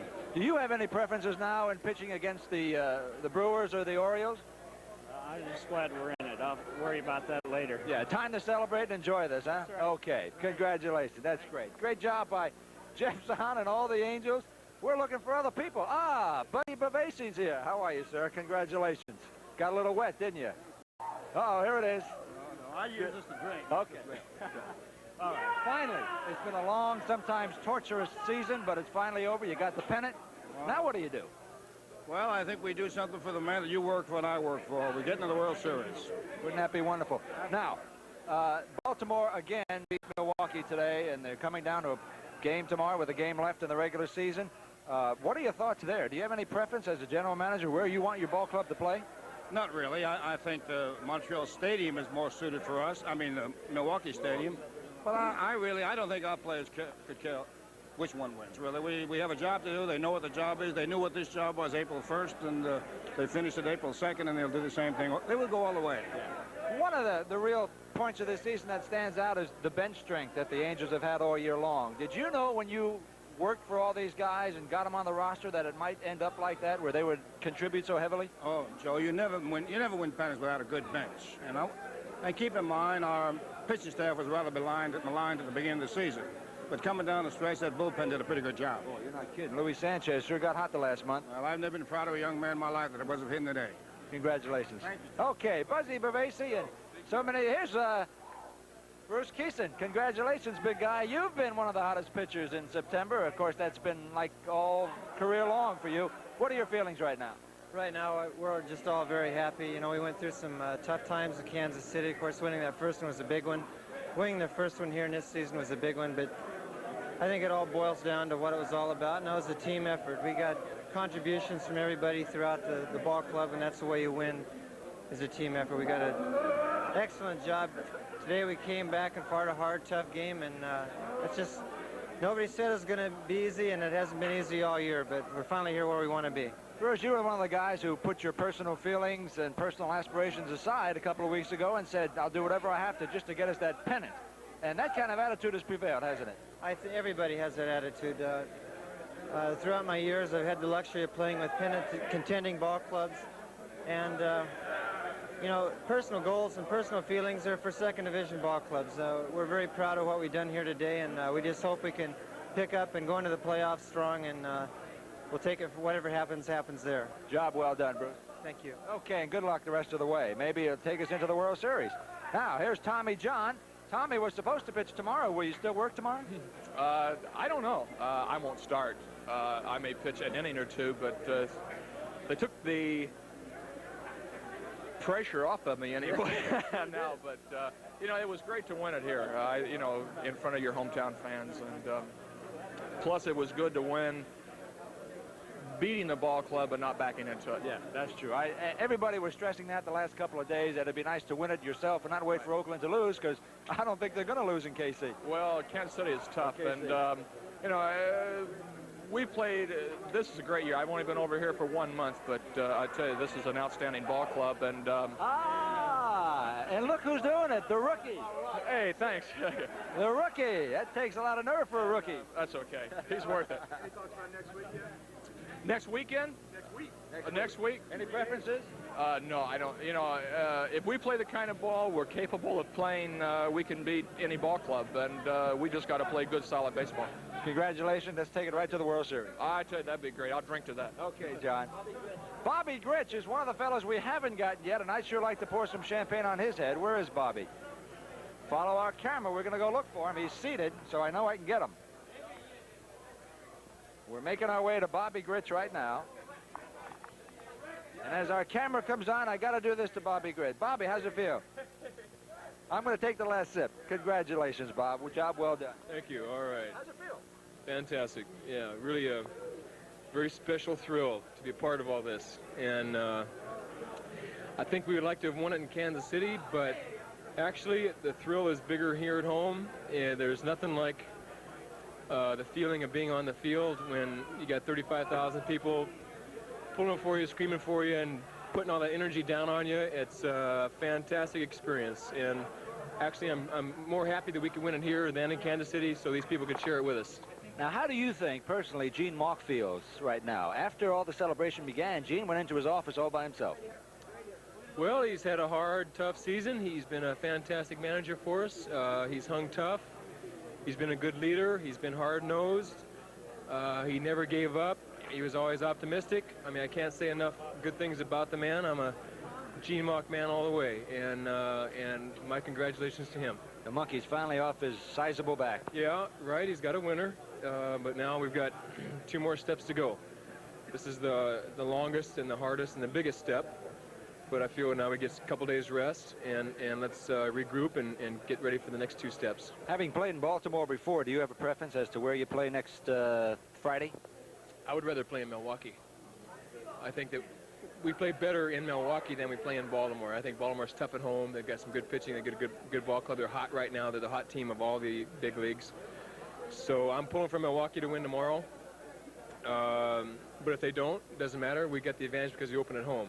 That's a big plus for us, opening at home this playoff season. So let's win 2, and then we'll be on our way. Congratulations, big guy. All right, enjoyed it, Joe. Okay.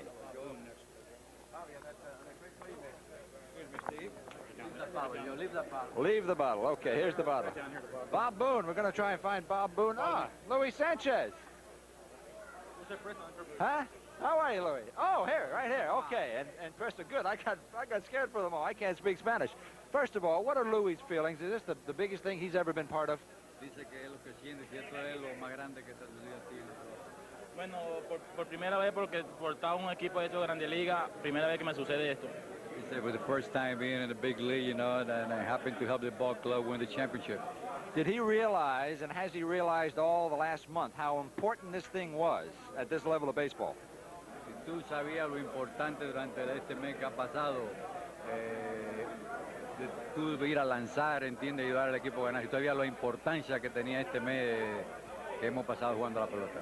Sí, yo durante este mes yo tenía bastante importancia porque me he dado cuenta que aquí después de este mes que era uno que iban a apretar para llegar a una situación como que estamos ahorita. He said he knew that this last month, you know, was very important, not only for him, for the ball club, and more so because Gene Mauch, you know what I mean, gave him the confidence, gave him the ball in a tight situation like he did in Kansas City and, of course, today. For about the last month and a half, Louis has been one of the best relievers in the American League. He's only given up a few earned runs in that time. Why the turnaround in the last month? What got him so good on the last month of play? Él dice que es lo que sucedió a ti, que tú has pillado también durante el último mes de la temporada, ¿verdad? Que tú, como el brazo que tú has tenido, pues que tú el último mes has pichado muy bien.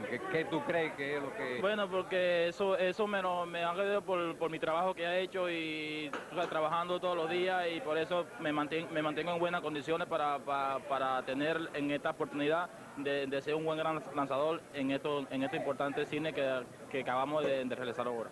Well, he said, given the opportunity, you know, that he got from Gene, you know, and he always knew he had this stuff.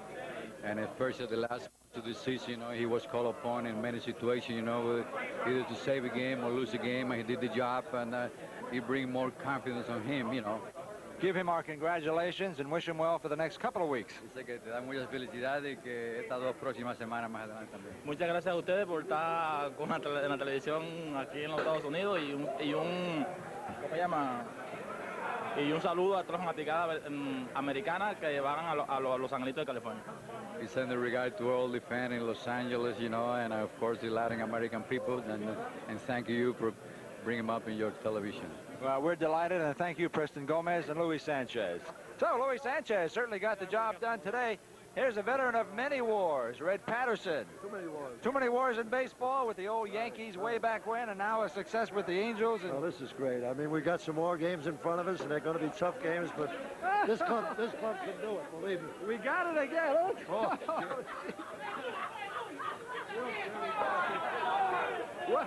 We can do it. We can do it again. Look at Red, he gets behind me. What did he say on the air? I'm not sure I heard what he said. He's right over here. We're going to get Bob Boone. Hey, this is fun. We're going to get you, Jim. Doug DeSensei. We haven't got Doug yet. You want to get Doug right now? Yeah. What are you all wet about? What am I red about? What? All wet about. All wet about? Oh, because it's going right down. No. How do you feel? I feel great, I'll tell you. Man. Oh! Well, that feels better, baby. Yeah, it does feel better, There's man. Papa Jack, who came off the bench so many times with a key hit. How do you feel being one of the Pine brothers? Hey, this has got to be the greatest feeling that I ever had in baseball. Doug DeSensei has got MVP of the year, I tell you. He done the job for it, really. MVP of the year, perhaps, but you got some work left to do, don't you? Oh, really? You know, the personal honors are, you know, that just comes, but I'm just really happy that you know, we won, and that's what it's all about. You can have the greatest year you could ever have, and nobody match it, but if you don't win, it doesn't mean anything, and that's really what it's about, man. You ought to know. There's Reggie with it. Winning is what it's about, and you know, it's just, we've had a great team. We've battled all year, and you know, well, let me ask you. Made it easy for us, that's for sure. Having played in Baltimore, do you have a preference where you play next Friday? Because we open up here Tuesday, Wednesday. Well, I prefer to play Milwaukee, honestly. I think they don't have the pitching to stop us, where Baltimore's always got good pitching. Congratulations, and savor this for a couple of hours, because you're back to work on Tuesday. That's Tuesday. Right now, it's Saturday. Doug DeSensei. Now, who else can we find? We're trying to get Bob Boone? Okay. Follow me, and we'll wend our way to Bob Boone. Luis Sanchez just shot somebody with a cork. Bob Boone is sitting down over here very quietly, savoring the win with a bottle of champagne. We're going to jump in on his party right now. There's Bob, talking with some of the media. Outstanding. Going to be tough ball clubs, and we're going to have to put our A game on the field in order to win. Bob, you don't look wet enough to have just won a pennant. I'm wetter than you. Good. Good. I'll go take a shower in a minute. I'm just... Oh, look at this. Bobby Clark right on cue. And Bob Boone is as wet as I am. Bob, stuff burns, doesn't it? How does this compare with other teams you've been on and other winners you've been on? Look at this trio. We got Jeff Zahn, Rick Steyer, Renko, Bobby Clark, beer, and champagne. I thought he was too dry over here. Somebody must have heard me. Look at this. Well, I guess that takes care of our interview with Bob Boone. Hey, Gary, come here. Gary Pettis, who was brought up the last couple weeks of the season. How does this feel, big guy? You're a rookie, and here you are in the middle of a wild celebration in the American League. Yeah, I tell you, the AAA, we had a little celebration ourselves, but it wasn't as good as this. I don't think anything can compare with this right now. Congratulations, big guy. Thank you. Job well done, and there's some work left to do. We're going to try and find Gene Mauch now. We spoke with Gene briefly when they came into the locker room, and as I reported then, some of the problems were that the locker room was crowded, but after saying thank you to most of his players, Gene Mauch went into the seclusion of his private office, and that's where we're headed right now. So Gene probably content for the moment and just kind of mulling over the events of today.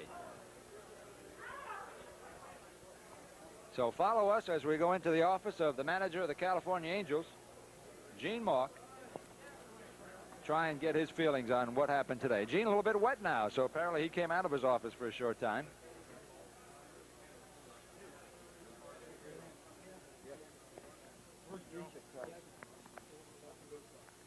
Oh. Skipper, you're on live television. Congratulations. Thank you very much, Joe. I'm obviously very emotional about this thing, and especially for the players, that they were rewarded for how hard they played, for Mr. Autry and Mr. Bavesi, who didn't spare anything and given us an opportunity to win. And then somewhere along the line, there's a little feeling of satisfaction for the skipper. Well, I bet. I don't have to ask how you feel. That's very obvious, but congratulations. Job well done, but you still have some more work to do. That's all it really means, Joe, so far is that we've accomplished it. We've established a position where we can do something great. That's all it really means right now. The first long step is over, and we got a size 3 step to take care of, and then hopefully we can take a size 4 step. Tomorrow, you're just going to have a little fun, play some of the kids? I think the people that are coming out for Fan Appreciation Day are entitled to see the regular players for at least briefly. I'll talk it over with guys like Reggie and DeCinces, who are within range of some personal goals like 100 RBIs and this and that, and see how they feel about it. And tomorrow is their day. I ain't going to worry about it. I'm going to start getting ready for Tuesday. Savor this. You deserve it. Thank you very much, Joe. Gene, can we just talk? Okay. I got nailed. Yeah, we all got nailed with a little bit of champagne. Okay, we are in the Angel locker room now. The Angels having wrapped up the Western Division of the American League, and we're going to pause right now and be right back.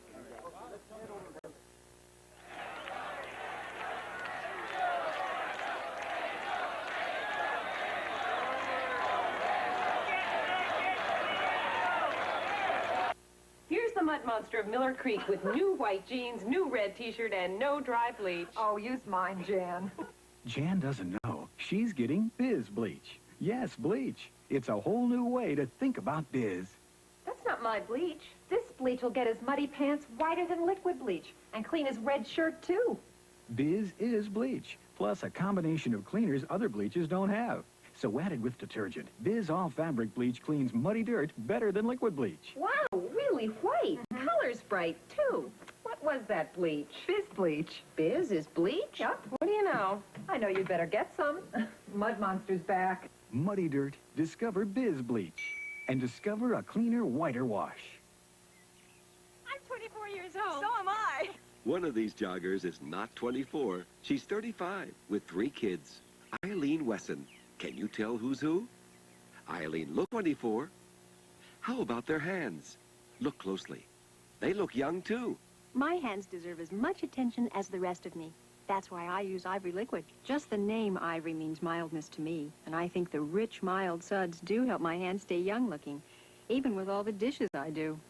Still can't tell who's Eileen? Yes, I'm the 35-year-old. Jogging helps keep me young. And what helps your hands look so young? Ivory Liquid. The mildness really makes a difference. Mild Ivory Liquid helps hands look young. Here we are in the Angel locker room after the Angels have wrapped up the Western Division of the American League, and we have Tim and Timmy Foley. Timmy's a little bit shy right now. He has a mouthful and a handful of bubble gum, but his father's here. And Timmy, congratulations to you. A job well done. You've played with pain, and you played through all that pain, and you got part of the job done, but there's still more left to do, isn't there? Well, there's no question about it. Right now, we just have to savor this victory. It's just this is what 7 months is all about. Is having this moment right here, winning the division, and the rest is gravy. The rest is a lot of fun, and we're gonna give it our best, and the Lord willing, we're gonna come out on top. But we played 7 months for this moment right here, so we're gonna have to savor it for a couple days. In the last couple weeks, you've been a pretty hot hitter. You've had a good September. After trailing off a bit in August, you've had some injuries. What brought you back in September? Well, I made a few minor changes. You know, that's the difference between the good hitters and the great hitters. Is the great hitters, they come back when they do go into a little slump, they find that little something that gets them back. The Rod Carews, you know, all those guys, and myself, I just couldn't come back from it. I couldn't find the little thing the little small thing that was taking me away from the ball and making me swing the bat not so well. And the last couple of weeks, I feel better. I feel more aggressive, and hopefully it'll carry on into the playoffs. You and Bob Boone, most of the year as the numbers 8 and 9 hitters, have formed quite a duo down there. I know you're very good friends. You hang around together a lot on the road, and you've driven in combined well over 100 RBIs. That's something special with you and Boone down there, isn't it? Yeah, it is. You know, I choke up and he swings from the end, but we hit a lot alike. We try to approach the ball a lot, alike, and we think a lot on the same lines when we're hitting. You know, neither one of us is a power hitter. He can drive the ball a lot further than I can, but we talk about, you know, how do we want to approach this guy and how are they going to pitch us and this and that, and we've really been pretty close all year. But Bob Boone is not making his money hitting. You know, he had a great year offensively, but Bob Boone is the best catcher in baseball, and he just had some kind of great year behind the plate. Congratulations, and rest up. You'll back to work on Tuesday. Well, I'm looking forward to it. Thank you, Timmy. And thank you, Timmy. You say hi and turn around. Maybe your mom can see you on television. Say hi to your mother. I guess he doesn't want to. Okay, we have Don Baylor standing by. He's about the only regular we haven't yet talked to, but we're going to go grab him right now. Tom chatting with Tom Singer of the Herald Examiner, and of course Don very, very excited about what happened in a tacit sort of way. He is the leader of the ball club on and off the field, and he's respected and looked up to by all the Angels and a lot of guys in baseball who regard Don Baylor as a very special human being. So let's stick our microphone in and see what he and Tom Singer are talking about, okay? That's all we had to do is win 2 out of 3, and we had 3 ball games over there and in Kansas City that we played excellent baseball, and they just came back and beat us. The one game that I thought we had won was the 5-2 game.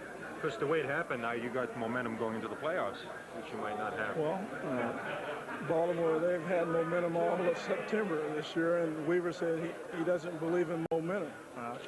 I do. You know, you ride the crest of good fortunes, and every time you win, it builds up for the next day. And if you're on a losing streak like Milwaukee's on right now, you seem to be down and you kind of doubt yourself a little bit. So I do believe in momentum. Don, the agony of the last week is now over. And what were your thoughts when that last out was made and the guys came rushing in here? Did it bring back some thoughts of '79, or is this a very special year all by itself? Well, it's just special because of what we've done to get here. We've been criticized for our lack of pitching, but we stayed right here with it, and we knew what we had to do. We got a lot of timely hitting from a lot of players from top to bottom. We got a lot of support from our bench. Our bench has been outstanding all year long, and they won us a lot of ball games off the bench. Back to work on Tuesday now. Do you have a preference, either Milwaukee or Baltimore? Well, I just know one thing. We're in it, so I don't think we really care who we face. But if it's Milwaukee, they can't really go with their top pitcher. Like Vukovic pitched, I think, on Friday night in the doubleheader. So did Carlwell. And Palmer, their #1 pitcher, is pitching tomorrow. And Sutton's pitching for them tomorrow. So they can't really come back with their top-line pitcher on Tuesday. Are you happy that you're opening up at home? Is that any kind of an edge for you? Well, when you play on the road, you always hope for a split in a 2-game series. And we played in Baltimore in '79, and we lost 2 tough ball games there. And this year we're playing in our own home ballpark, so we'll have the home team advantage. And there's advantage, there's no doubt, because you get the last at bat in the ninth. Congratulations, big guy. In many ways, you're the leader of the Angels, and we congratulate you for a fine year. Thank you, Joe. Enjoyed it. Okay, Don Baylor. Now we're going to find Jimmy Reese. Jimmy Reese had a birthday this week. He is 77 years old, and with a cigar in his mouth, he's going to come over and talk to us. Jimmy and I have been friends for a couple of years. There's Papa Jack. Anywhere there's a camera, there's Papa Jack. Yeah. Right, that's right, man. What do you think of this guy? He's a hell of a guy, man. He keep the pitchers in shape. He keep the ball players, and keep Pine Brothers in shape by hitting them fungos, and he loved the showboat. He's a showboat. He's the biggest showboat. Thanks a lot, fellas. I appreciate that. Jimmy was 77 years old this week, and it was 78 years old. See, we had it wrong. Anyway, he was a roommate of Babe Ruth, weren't you? Well, we're going back 52 years now, Joe. But this club is comparable to the club that I was with at the Yankees. And they're the best, finest group of fellas I've ever been with. And everybody cooperated with one another. There's no jealousy, no envy whatsoever, despite the fact there were a lot of outstanding players on the club. You said earlier in the year that, having known Babe Ruth so well, that Reggie Jackson is a more charismatic person. He compares very favorably with the great Babe. I put him almost in the same class. He has more charisma than anybody I've seen until I saw the Babe. That's right. Hey, congratulations. God bless you. 79 years old next year. Thank you. Okay. Thank you, good enough. Jimmy Reese, one of the favorite Angels. He does work out the ball players before the ball game. Hey, here's Jack. Here's Jack who feeds everybody. This is the best we ever had. Better than 79. Why? Saturana pits. Satura's pits. Jack is a guy who cooks all the food for the media, and we know him very well. He smokes cigars like many of us do. Always. You got it? There you are. How come it's not lit? That's supposed to be a victory cigar. That is a victory cigar. That's went out with beer, with champagne went out. How many years have you been with the club now? 16. 16 years, and you've seen 2 pennants, and this is better than 79. Better than 79. That's good. Well, keep feeding us the good food. That's part of why we're here. Good. Thank you. Okay, Jack. Thank you. Okay, who we got now? Louis Tiant. Oh, I got to brush up on my Spanish again. El Tiante. Here he's got a glass of Gatorade. He's got champagne and a cigar. Well, how does it feel to have accomplished what the Angels have accomplished? You've only been here a short time, but that's... Angel Marino got him. Well, you know, I feel good. You know how it is. I've been here before, you know. I winning a pennant before with Boston. I know that's a great feeling you can have. I believe in when you come in the playoff and have a chance to go to the World Series. I think a little different when you play a regular season. And, you know, I'm happy because even I'm not pitching too much in the last part of the season. But, you know, I think in the time I wasn't here in the beginning when I started pitching, I'm doing the job, or at least I try. You know, and I'm happy for everybody because I think that's a great feeling for everybody. How soon will you be able to pitch again, do you think? You've got the hamstring pull? No, I'm ready to pitch it. You know, 1 week ago I tell Morgan I'm ready to pitch it, but yes, you know, and they come out and they're not using me very much later on, and they've been using the other guy, and I believe, you know, like Kisson, he's taking my place, he's doing a hell of a job, and I don't believe in no way you can take a Kisson out of rotation. Well, you may get some work next week and maybe the week after if the Angels are lucky. I hope, you know, I've been looking for because I need a pitching, you know, and that's the kind of game I like, you know. Louis, congratulations. Job well done. Okay, thank you. Okay. Angel Marino, can you interpret for Angel? Louis?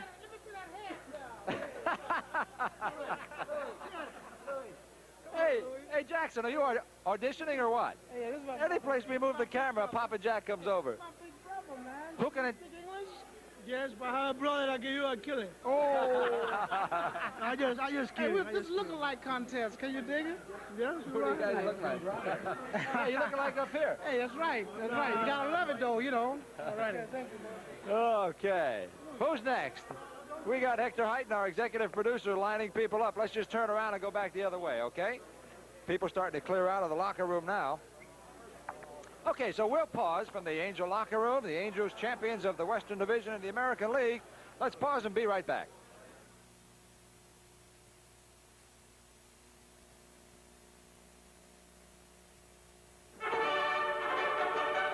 His life belonged to England. His love torn between 2 women. Tonight, Robert Taylor is Ivanhoe, starring Elizabeth Taylor and Joan Fontaine. I, Wilfred of Ivanhoe, do challenge the judgment of this tribunal. To Ivanhoe. He fought for love, for honor, and the future of a kingdom. A classic tale of swords and chivalry nominated Best Picture of the Year. Robert Taylor is Ivanhoe. Tonight at 6 here on Channel 5. Tonight at 11, the undefeated UCLA Bruins take on Colorado in exciting football action here on Channel 5, KTLA, Los Angeles. Okay, are we on? Okay, Bobby Grich is here. Bobby, you're not going to walk this way for just a moment. Hector Heighton has corralled somebody that we want to pay a visit to. John Hall, columnist for the Register. Nice guy. John Hall, back in August, said that we had a bunch of old goats. He said September was too long for us. You've gotten younger. He said we couldn't make it. We couldn't make it. I love that right there. John, Terrific. You've made my day. All right. I waited 2 months to do that. It felt good. All right. So John Hall, they've gotten younger. He's gotten wetter. Congratulations. Andy Hassler and Dr. Yoakum having a chat. Can we butt in on your conversation, Andy? Congratulations, big fella. You're part of a pennant-winning team. How does it feel? You've been over here sitting quietly and mulling over the situation. Watching all the excitement and everything. Mr. Autry deserves this, and I've been with Mr. Autry since 1970, and I can't be happier for that man, indeed. Now, you've got some work left to do as a pitcher. Do you prefer to pitch against Baltimore or Milwaukee? It really doesn't matter. I guess if I had my choice, I guess I pitch better, a lot better against Milwaukee.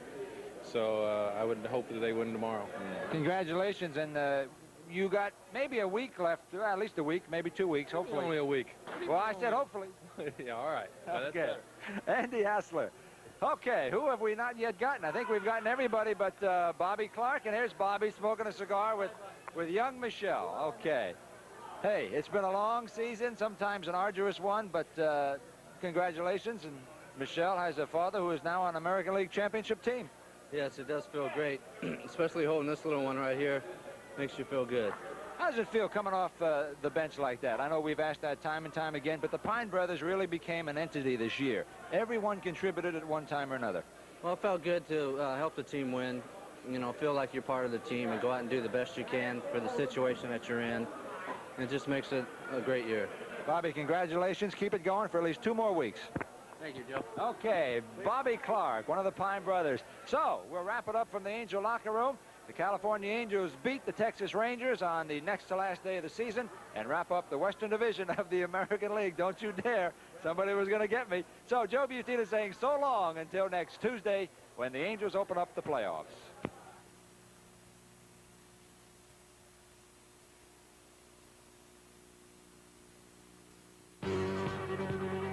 This Angels baseball game has been brought to you by Anheuser-Busch St. Louis, brewers of Michelob. Put a little weekend in your week. By Mark C. Bloom, with over 50 stores to serve you in Southern California. You can't choose the right tire if you don't have a choice. By Taco Bell restaurants. You'll find all kinds of deliciously different food waiting for you there. Come in today and see for yourself what a difference Taco Bell makes. By National Lumber, the place with the good stuff at the right price. If you like the game, you'll love the way you and your budget are treated at National Lumber. And by the makers of Toyota cars and trucks, who remind you that it's a good feeling to buckle up for safety. So get the feeling whenever you drive. Executive producer of Angels Baseball is Hector Heighton. Associate producer is Elena Habib. Director was Joe Quazzarano. Studio coordinator at KTLA was Jim Kane. Production coordinator was Jane Ellen Dawkins. Satellite and transmission facilities arranged by the Hughes Television Network. From Anaheim Stadium in Anaheim, California, Channel 5 has presented the California Angels versus the Texas Rangers.